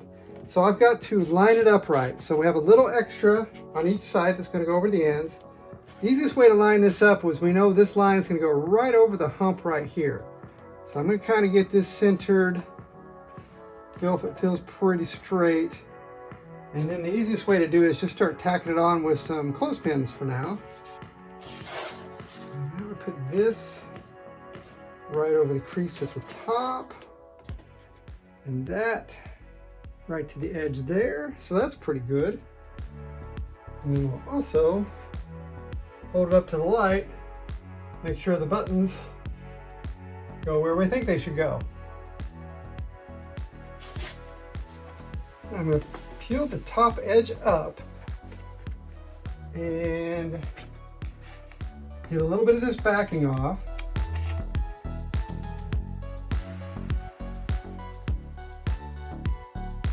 I'm going to make sure we are fingerprint free, dust free, all that. And as I go this direction, I just want it to very slowly and gently lay down. Let's give a little push. I want to keep it pulled up for this corner right here until I reach it. And then I can feel there's creases over here. So I'm going to pull this back up while I can. This side looks good. This one just got a little weird on me.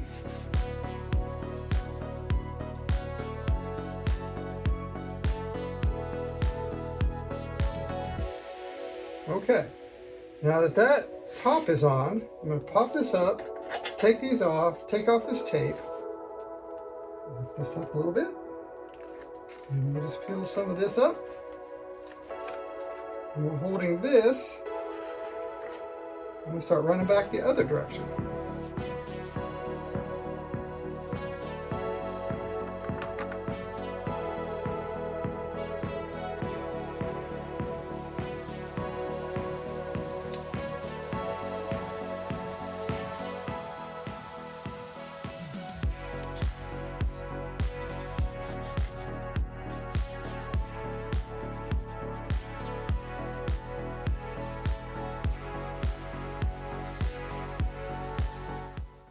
And there we have it.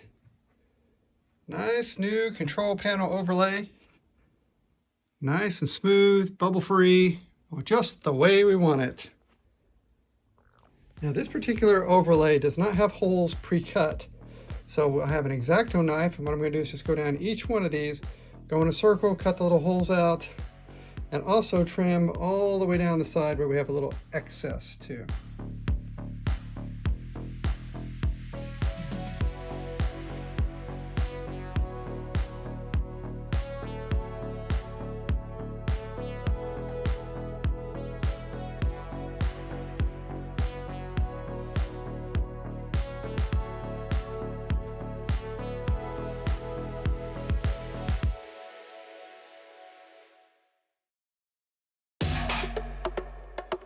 Rick Dyer's company has married computer technology to Hollywood.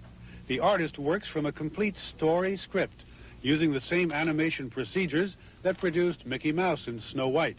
But these adventures are vastly more complicated, because every scene must have 2 or more alternative conclusions, each flowing pictorially from the preceding action. In this tunnel, the hero has the chance to escape through a hole in the wall, or to reach for that chain. If he misses, he slides to doom. On the other hand, if he does reach the chain, look out. I removed the bolts from the side so we can put new side art on. And it's kind of funny, you can see the old Dragon's Lair art that was under the bolts. So we'll be able to pop those off. Well, I tried with the leg levelers. I tried to get them to stay in here. This one did okay. This one down here is already loose and coming out. That one blew out while I was moving it around. Whole thing like that. So I don't have much faith in these, and I don't like this setup anyway because these stick out so far. There's a lot of leverage on them, and they were not sliding on my carpet. Not this carpet anyway.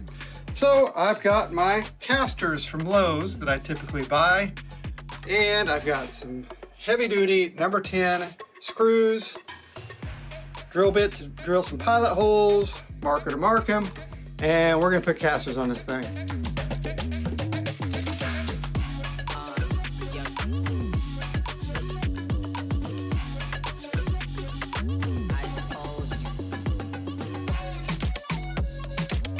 And now they're all on. I've had somebody ask me, you know, are these sturdy? Oh, you better believe they're sturdy. And the forces that the casters put on it don't really want to pull this plate off. It's more pushing this into itself, which I've had problems with them occasionally getting jammed because I've hit them really hard on a pavement getting them out of a truck, and then they don't want to spin anymore. I've never had one of these come off a cabinet.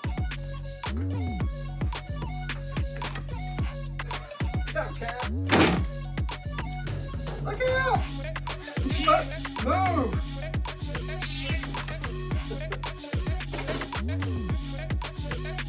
Big silly! You big nut!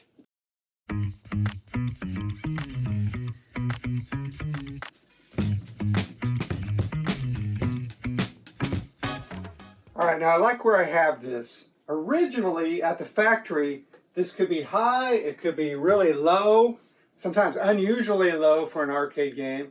And what I'm told is it was left to the discretion of the person putting on the side art. So the taller guy put him up higher and the shorter guy put him down lower.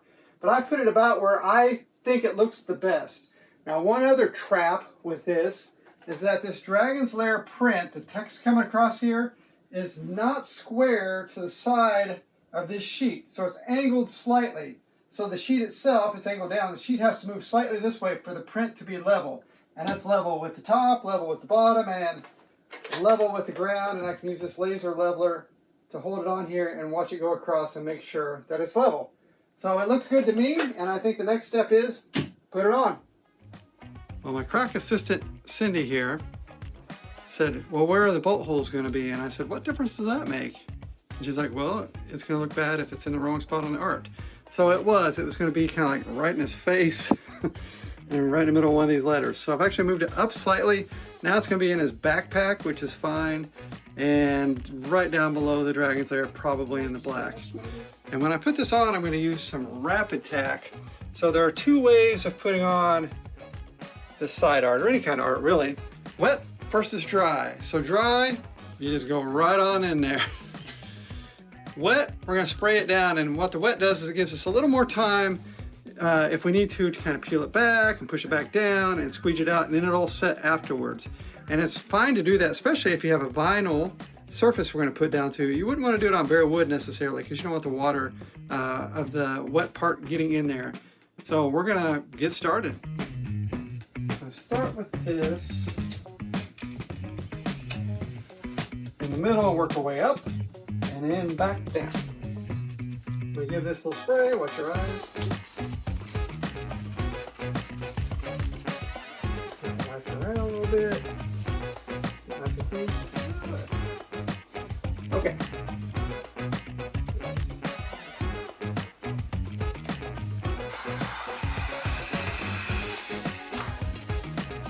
very slowly and very carefully.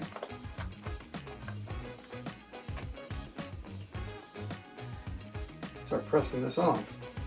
I have a light strategically placed to watch for air bubbles.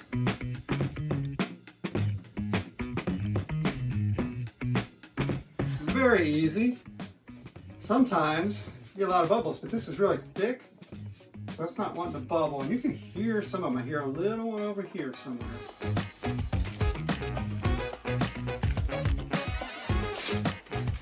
It's a mess.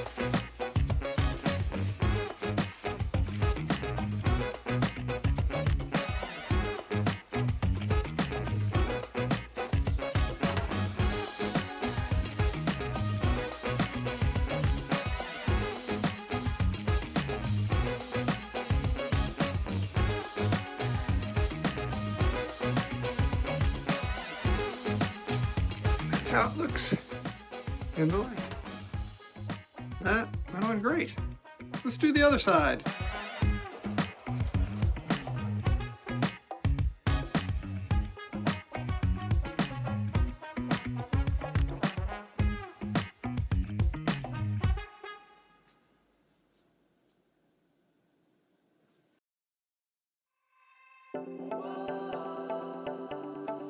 I have an assortment of bolts here that all came off the side or the front, all different areas of the machine. They were either painted or blackened.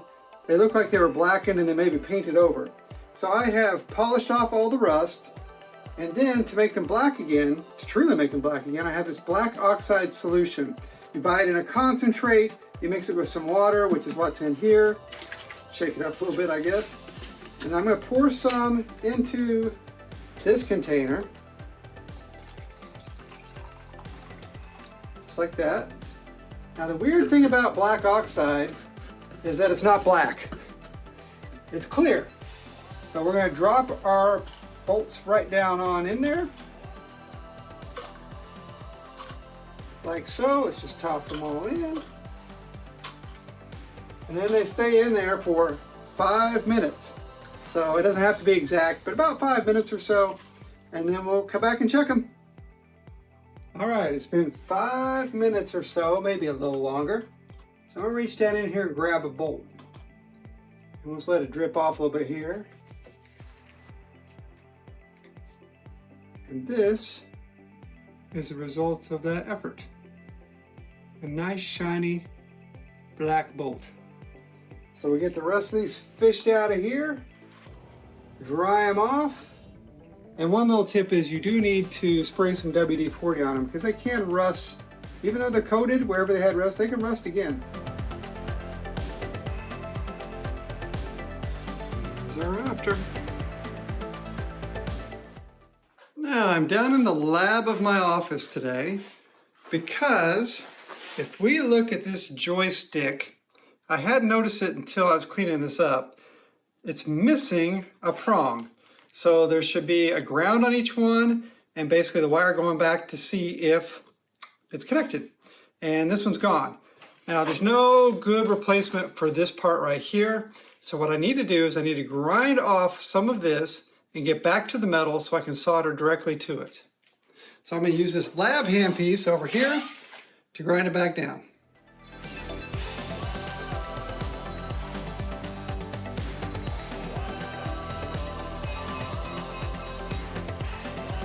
Alright, and now we have this little pad right here that we can solder to and make a little extension to work the same as this one. By the way, that's what 3D printed teeth look like to make retainers. Well, it only took a couple days and the plexiglass has arrived. So we're going to see if it looks like our other plexiglass. I guess I have to peel it to find out. Hey! So there's the new, there's the old. Old, new. I think the old's a little darker to see through than the new, but it's also hard to tell how much that's just because it's so old. But anyway, they're close. Gonna look something like that. I'm gonna put the control panel back together. We have some buttons. These are replacement buttons. These are new ones. And so are those. This is the old joystick shaft. I have a bag with 2 other gently used joystick shafts. I'm going to use one of them because this has a big chip out of the red ball, big crack in it right there. And it's all rusty. I can clean that up later if I want to reuse it, but I've got a decent one right here. We've got our button holders to put in the back, got our nuts and bolts. Let's do it.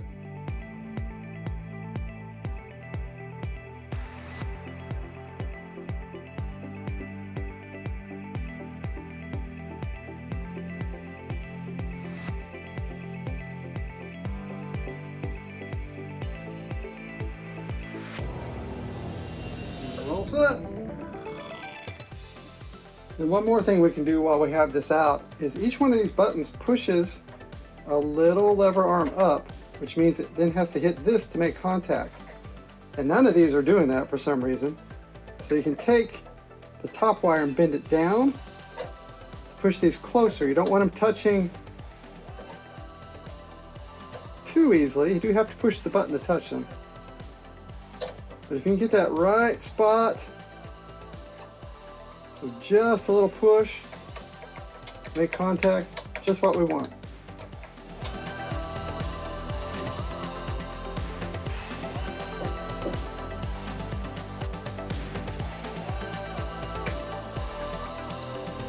It is really shaping up.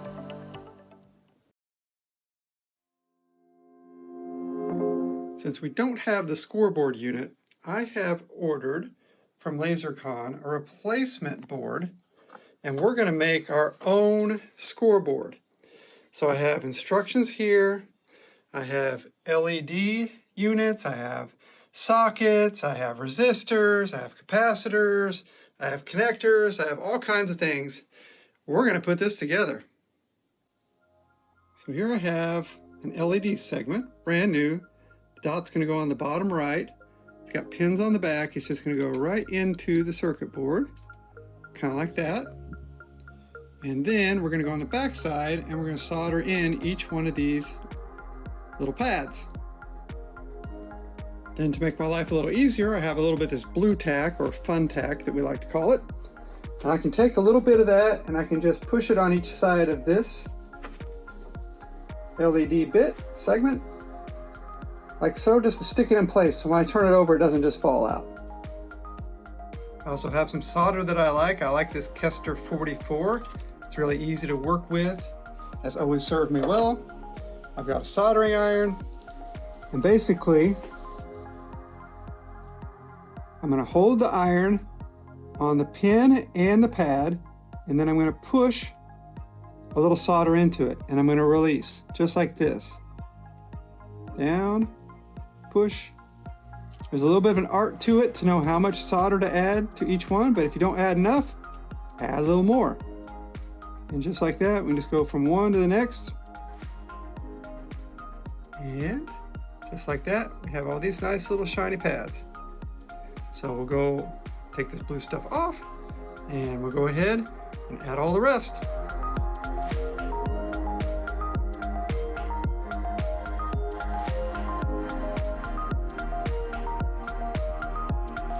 Well, so far so good.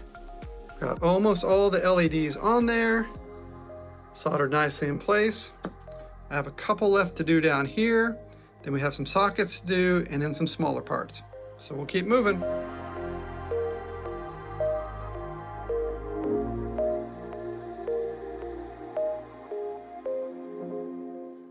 Got all the LEDs on now. We've got our sockets. It's important to have the little notch in the socket match the notch on the circuit board, which they do. So when we put the chips in, they're not reversed or upside down.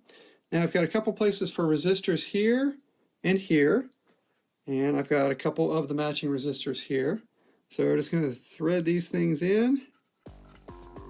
Just going to pull through from the other side. And then on the back side, we can just lean these over just a little bit to hold the resistor down in place. And then I can solder those points. And then once we're ready, we can take the flush cutters and we can snip them just like that. So I'll continue on. For the last piece of this puzzle, this connector goes on the back side of the board. And instructions say to put it in so the red stripe is down when it's connected. There's a little notch in that, so it's going to go in like this. So this is how we want it. I'm going to have to flip it over. Once I have it in place, it's going to get soldered on this side. And here's our finished product. It's kind of heavy with all these display units on it. That was a lot of little soldering points. And this will mount from behind and fit into that section right here. I'm still waiting on a couple controller chips that actually go in here. They didn't ship them the first time, and when I looked it up, it just said canceled. But I had no notice it was canceled, so I ordered another set. My controller chips have arrived, so I can drop them down into their sockets. And they also have a little notch that matches the little notch on here. Just have to make sure all the pins go down in without getting bent or pinched. Just like that. Now our board is complete.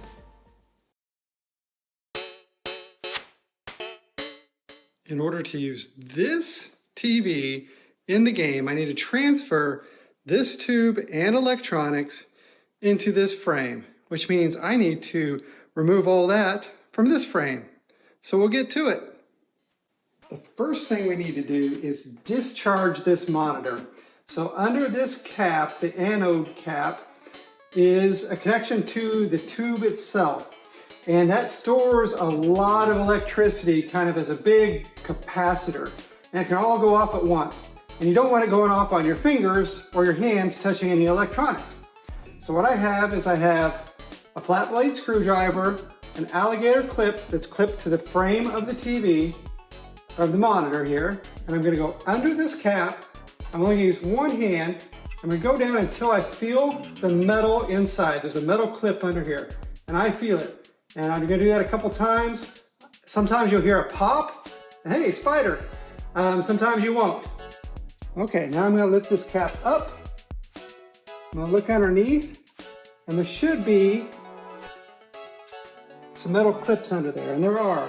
They're kind of in a bad spot to get to. They're down in here. I'm going to give them a little squeeze to pop that out. So that area right in there is the hot zone. So we don't want to have our fingers around there. We don't want to do anything with it. So now we can get the rest of this chassis out of here in order to get the tube out. Now under this cover, a ground wire comes across this one and is soldered to the edge. So I have to remove this and desolder that to get this disconnected from that.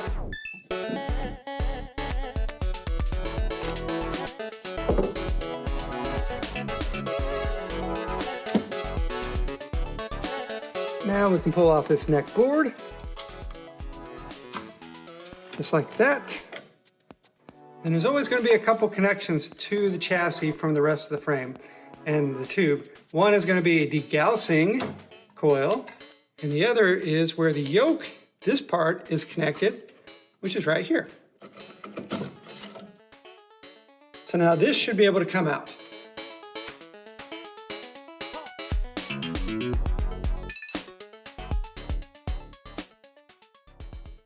There's our chassis. Now there are 4 bolts holding this tube into this frame. One down here.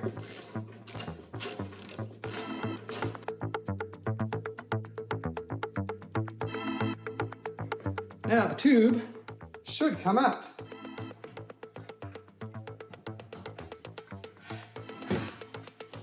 Yeah, there it is. Now I have the monitor out of the frame. Now I got to get the inner part of this TV out of its frame.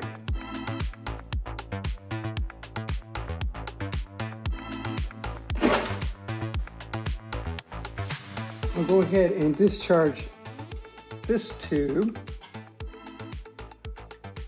I'm going to leave things on for now because I don't have any reason to take it off. Now this is a little easier to work with, it looks like. Don't need the speaker. Take that off. I have some screws to take out.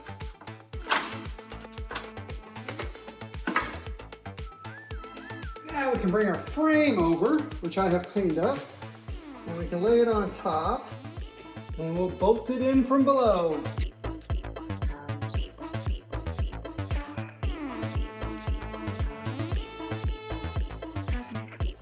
And the last thing we have to do is mount the circuit board, the chassis board, onto this frame. And of course it doesn't fit into anything that's already on here.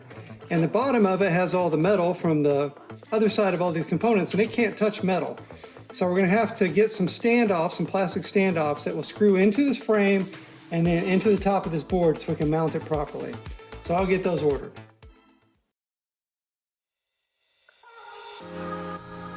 Dragon's Lair features amazing artwork, as seen in these concept drawings. Dirk was originally bumbling, but altered to be heroic. Princess Daphne is a mashup of Marilyn Monroe and Playboy models. You can buy production art on sites like eBay.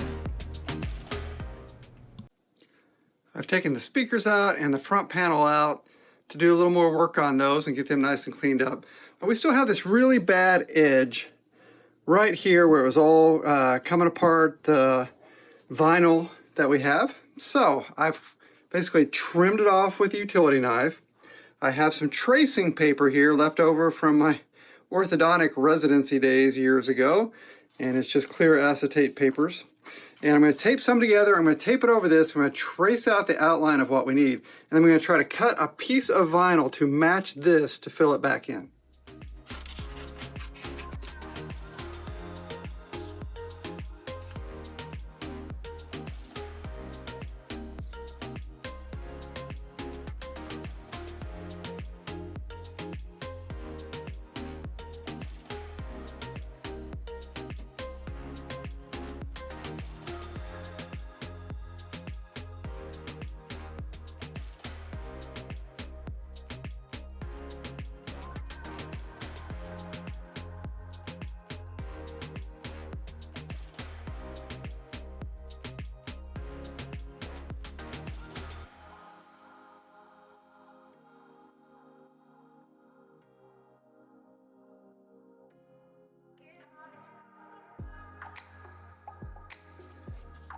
And that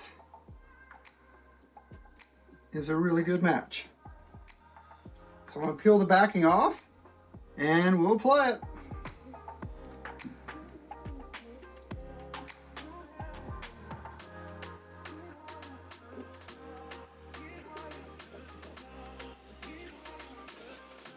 Now that's roughly what we want.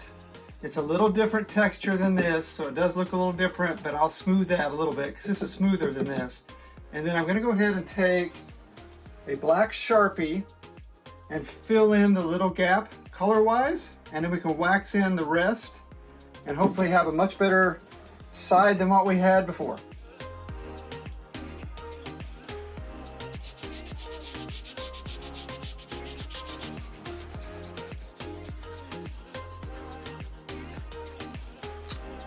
Well, it's not perfect, but it blends in pretty darn well. And this is with light on it. If you're just standing here getting ready to play, you may or may not even notice.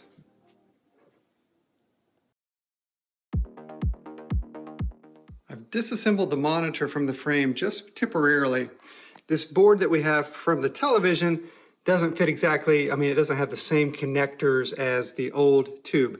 So what I've done is I've made some marks, I've made some little dots here on the metal, and I'm going to drill some small holes because I have these clips, these standoffs that will go down in the holes, and then they will go through the existing holes in the circuit board. And that will clip it in place, float it up above the metal here because none of that can touch the metal. And then we can put the whole thing back together.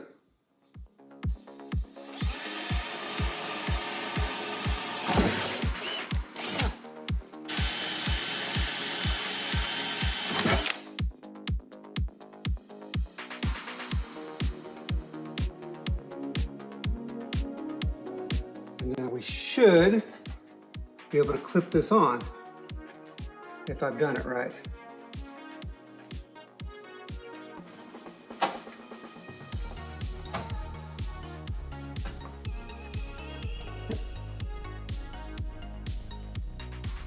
Now it's all back together. Let's see if it works. I may. It didn't. Oh, it did. Yep. Wow, it's quiet. So yeah, it was already ready to turn on. Looks like it's set. Looks like the picture's stable.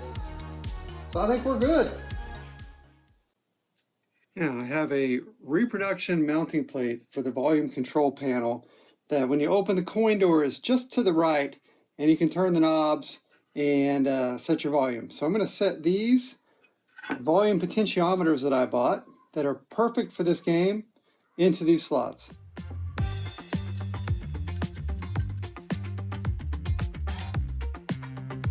And that goes in right there. So when you open up the coin door, you can adjust the volume. Now the coin counter can also go up here, but the coin counter is mounted to the door down here. And I'm just going to leave that the way it is.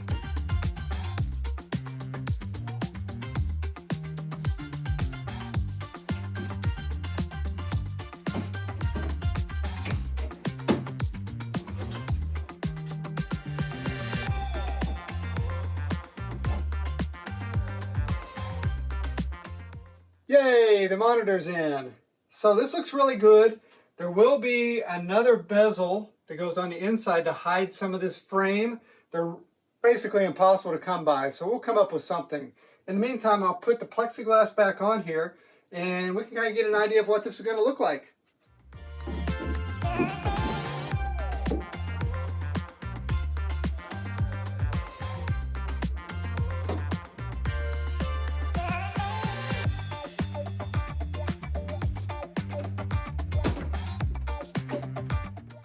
Alright, I have it all put together. I have a remote. We're going to see if it will play this Laserdisc. There it is. It's Dragon's Lair in the cabinet.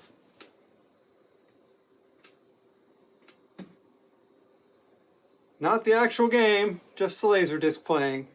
But we are not far away from that part.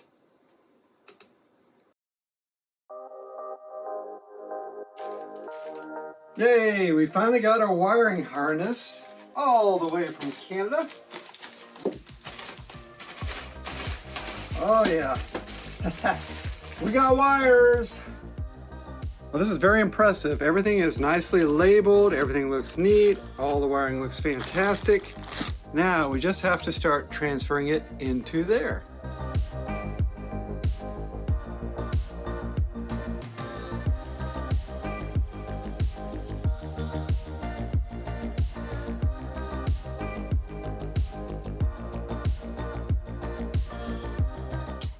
The Arthur circuit board that we're going to use for testing fits in right here into this slot and in like that.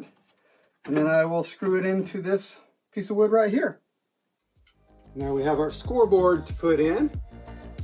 It fits right like this.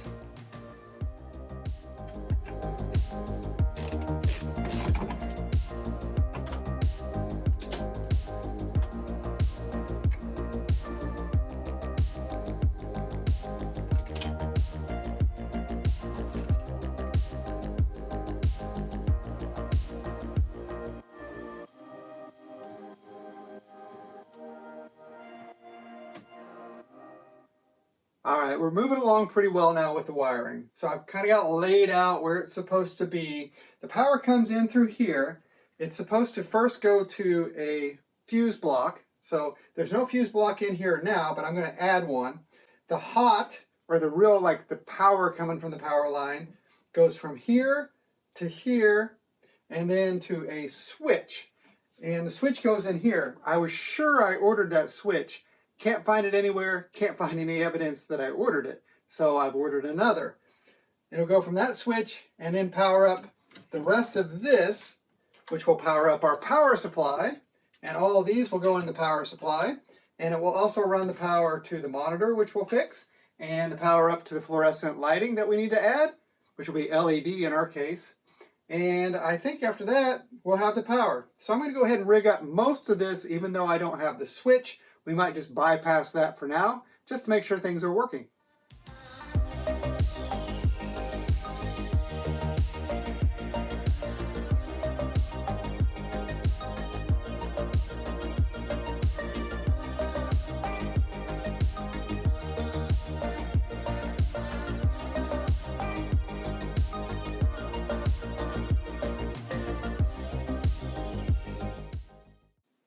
Now we're at the point we have all of this wired over here, other than where we're going to put the switch in. So now we can concentrate on some other things. Now, this is the power cord that comes from the monitor.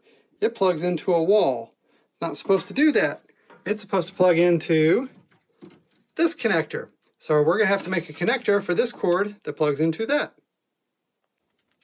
Now this is a pretty standard connector for an arcade monitor.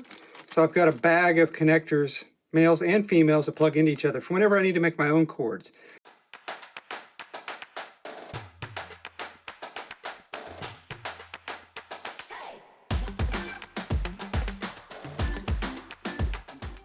The connector we're going into has female pins inside, which are hollow. So we're going to put male pins on this end.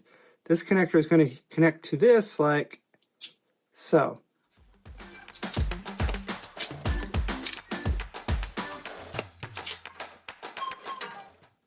I'll just take my connectors. We're going to match black and black and white. Slide them both in at once, just like that. They're in. So now we have our connector plug. Now we need to power up our Laserdisc player. And the Laserdisc player comes with just a regular plug-in, because this one was meant for plugging into the house and using it. But the power cord coming from our supply and our harness is just like the one to the monitor. I don't want to hack this into this. I'd like to keep this cord intact.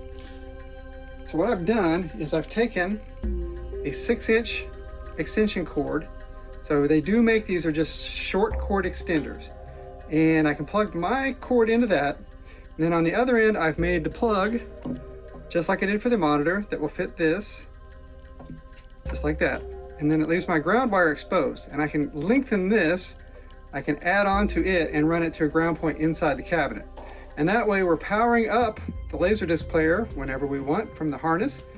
The Laserdisc player is grounded like it's supposed to be. And if I want to take this Laserdisc player out and take it in the house and play some Gloria Estefan concert, I can still do it.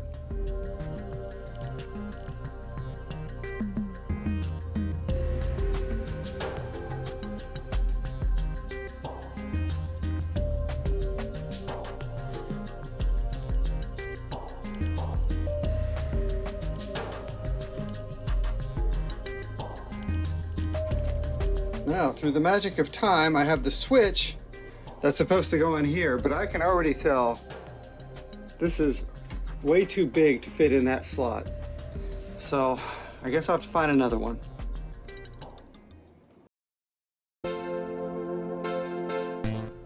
The popularity of Dragon's Lair spawned console ports, like this painful Nintendo version.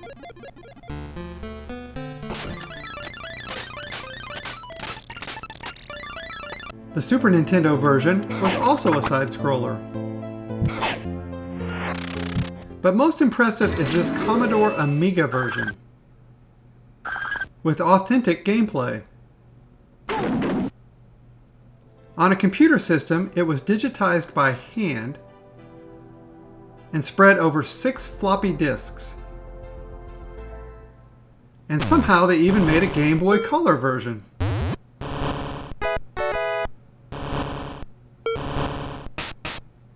A modern version, Dragon's Lair 3D, came to consoles in 2002. Derek, It featured fully polygonal gameplay. Through the amulet.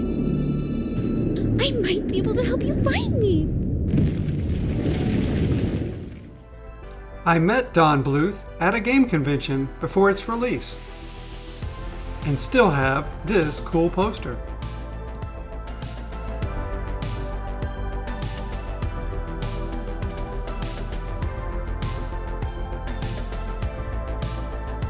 For the light, I have this LED underlight that's going to mount back here on the back. So we're going to have to make a connection to this wiring coming from the inside.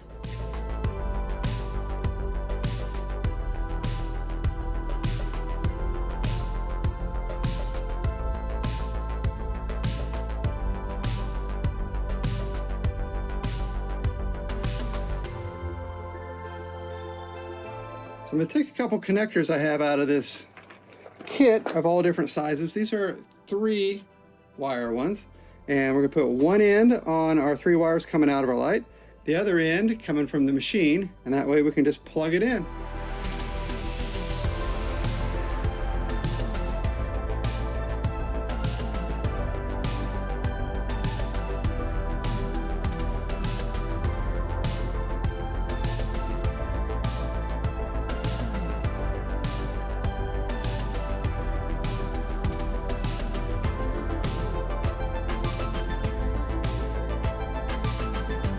Now when I put these into the connector, I'm just going to make sure I match up our existing colors. So we are green on this end, white in the middle, and we just push them in. We've got green, white, black, and now we can hook up our light. Perfect.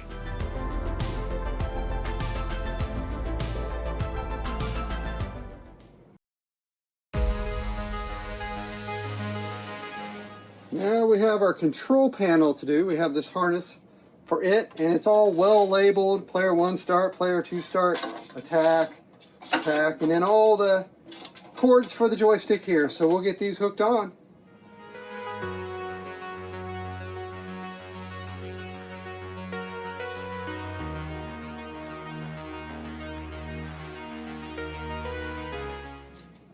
Now if you remember, we had one section on this switch that we can't just plug into because it's gone.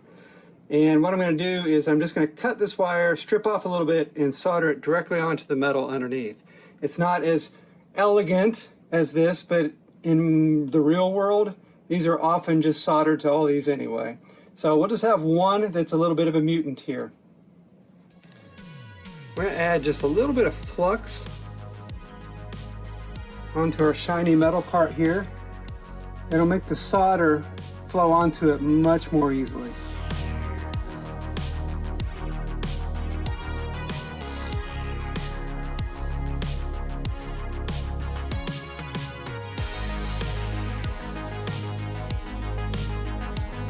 Everything nice and neat.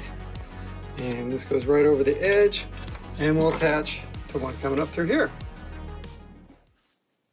Now we have the volume harness, and it doesn't have very many connectors, and it really goes to these volume control knobs on our utility panel, on our speaker panel. And these have nice soldered ends. I could just solder them on there, but I think what I'm going to do is go ahead and make connectors with our medium-sized connectors, and that way we can arrange them. If I do something wrong, I can just pop it off and move it.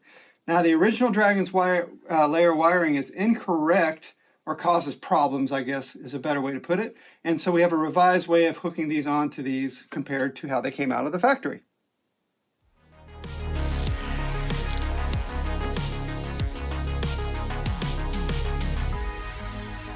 Now we're all hooked up.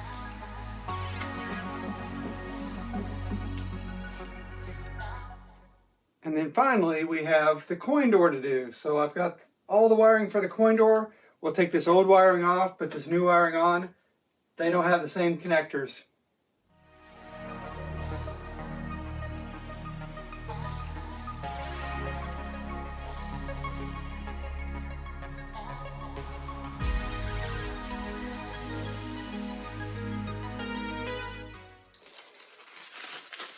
I have a couple of brand new coin mechanisms to slide in. And then we'll be done with the coin door.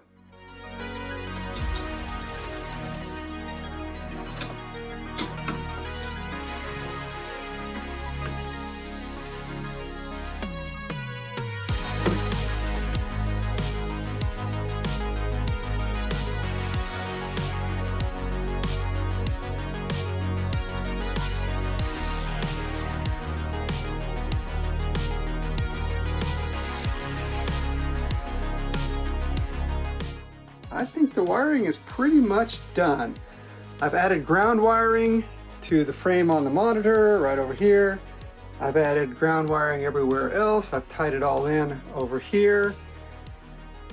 Only thing we don't have is a switch for on off, so I'm just gonna jumper that and just make it on no matter what.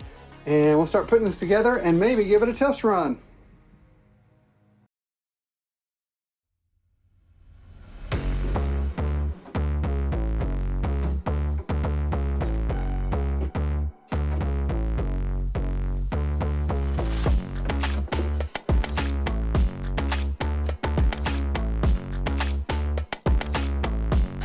In 3, 2, 1.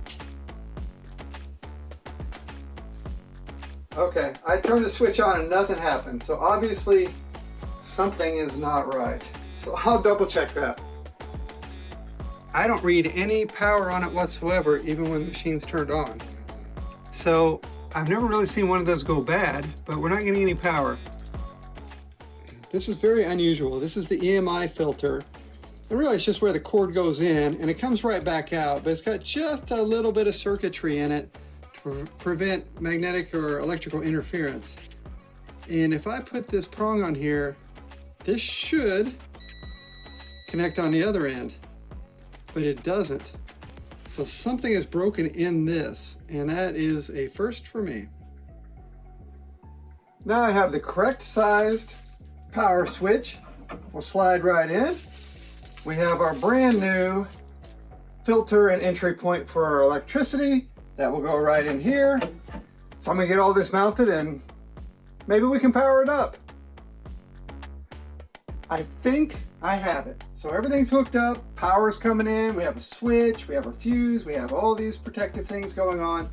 I'm going to kick it on. We're not powering the board yet. I just want to see if we're getting about 5 volts out of this power supply to be safe.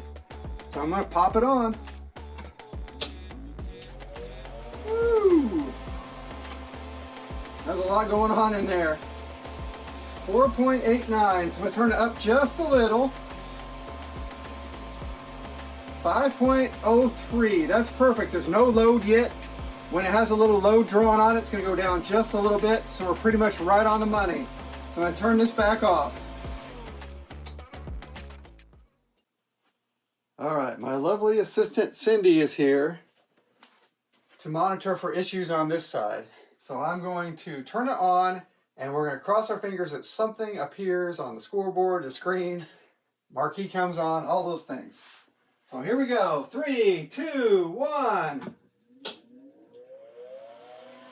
far so good. Nah, something's flickering in here. It is flickering. The power supply is flickering. So I'm going to kill it. But you have life. Have a little life. You have to figure out what's not working right. Oh well. Okay, I ran it without the board for just a minute, and Cindy said, "Hey, it's smoking." It's smoking." Well, it was smoking. It was coming from under the control panel, and it was where I had hooked up this light. And these wires are still hot, so there's a short in that light bulb right there. So we'll just disconnect it for now, and we'll work on that later. Okay, let's try not to catch this thing on fire, and let's give it another go. So 3, 2, 1, action! Oh, I heard a beep, and nothing's flickering. Got some kind of weird... It's almost there. Not sure what that's supposed to be, but it is counting something down. Okay, that's correct. It'll take a minute for the Laserdisc Player to get the disc up spinning. I hear it. Oh, hey! You did it! Hey! Well, at least this comes up. Quest to rescue the fair princess from the clutches of an evil dragon. Oh, it's so funny. You control the actions of a daring adventurer finding his way through the castle of a dark wizard who has enchanted it with treacherous monsters and obstacles. In the mysterious caverns below the castle, your odyssey continues against the awesome forces that oppose your efforts to reach the dragon's lair. Lead on, adventurer. Your quest awaits. Congratulations. All right, so insert a coin. We're gonna fake a coin going in here. Okay, that's 2 coins. 2 creds. Okay, let's see. Player 1. Select your skill. I don't know, Squire.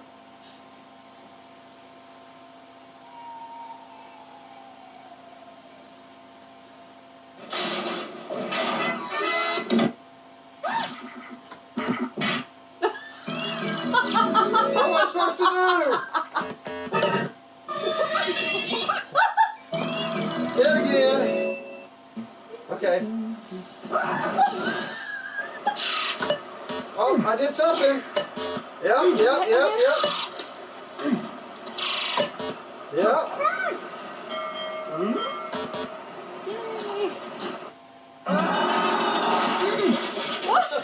I'm dead.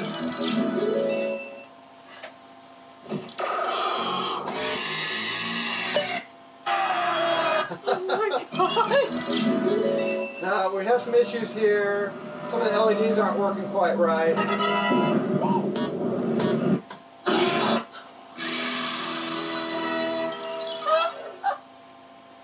Okay.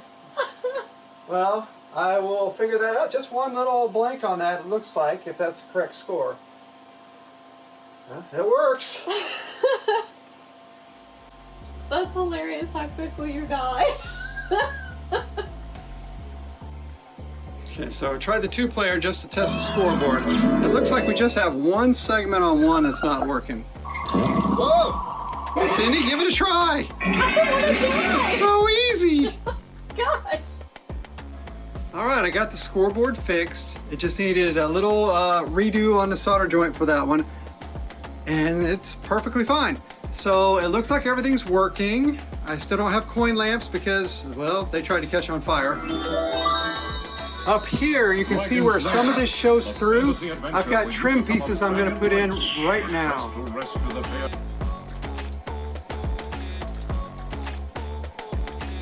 With treacherous monsters and obstacles.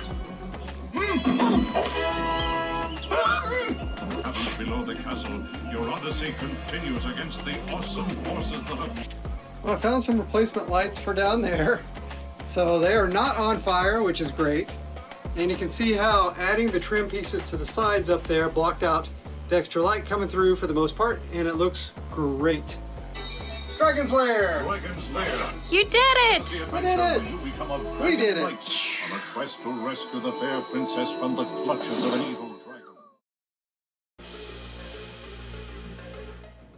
Now we have several options on how we want to run this game. So far we've been using the Arthur board from Sean Wood along with our Laserdisc player. But there is a Laserdisc replacement which is called Dexter. So I've installed Dexter here and rerouted everything to give it a try. Now the plus sides on the Dexter are that you don't need a Dragon's Lair Laserdisc or even a Laserdisc player. You can just use this. And it stores all the other Laserdisc games that we might want to play that we don't have Laserdiscs for. So I'm going to get it up and running and see what it can do.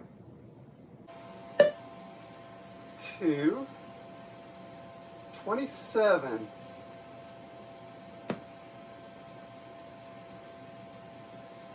Well, that's not what I was hoping for. So I think 27 is an error code. So I'm going to have to look that up. Now, little Todd and I have pulled this chip out. And it's Arthur DX version 6.0. And I've loaded it up in my reader. So what's on this chip is not what's supposed to be on this chip.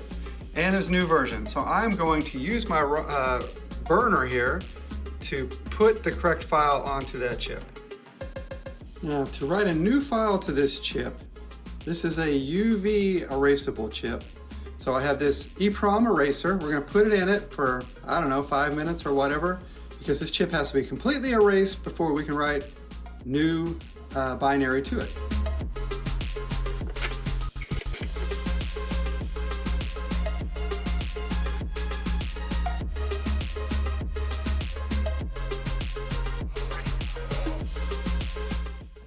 Okay, we have our chip burned. I'm going to put it back in to the socket and we'll kick it back on. 2.7. Fantasy adventure. Alright, so now we have Dragon's Lair working with that new Dexter add-on. And I just had a cable one slot off when I put it back together. So now it's working just fine. So we have the game here, which looks fantastic. And if we hold down left and sword for a couple seconds, we can pick our games. So we have Dragon's Lair, Super Don Quixote, Cliffhanger, Space Ace, Dragon's Lair 2, and a different enhanced Dragon's Lair. So these are our options now. So if I want, I can select Space Ace, and we have Space Ace. We can even try a little Space Ace, which I know nothing about. There's more ship.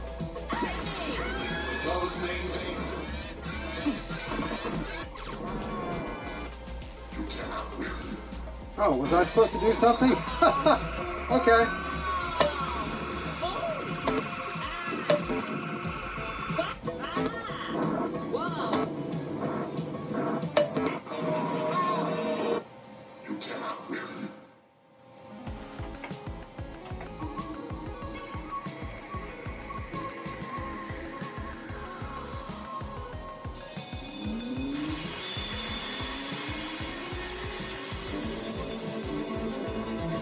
Jump! Caught ya. I'm still around. Well, those other games look fantastic, but this is a Dragon's Lair cabinet after all. So I'm going to see if I can get a little better at this game.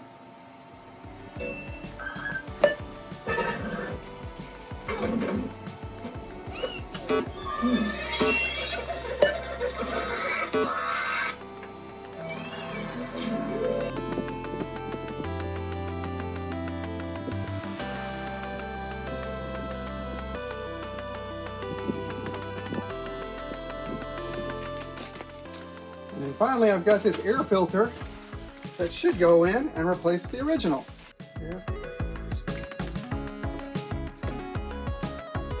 It's in.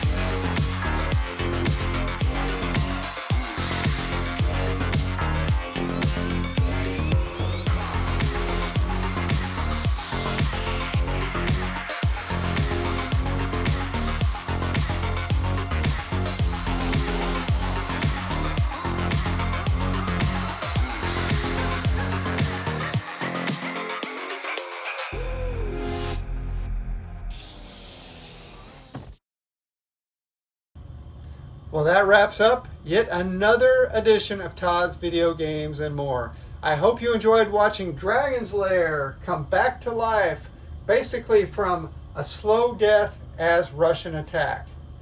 This was a really fun project for me. I learned a lot about Laserdiscs, how these Laserdisc games worked. I've learned a lot about how to play Dragon's Lair, because when you're going 50 cents at a time, you didn't get too many chances back in the day. I'd like to thank all the help I got on this project, from the seller, who was amazing, from Sean Wood, who's helped out with all these parts that I needed inside, from the other vendors that make the side art and the marquees and the little brackets and everything else that I needed to be able to put this thing back together, because without them it would be nearly impossible to find all those parts. And I would like to thank you for watching, for liking, for subscribing.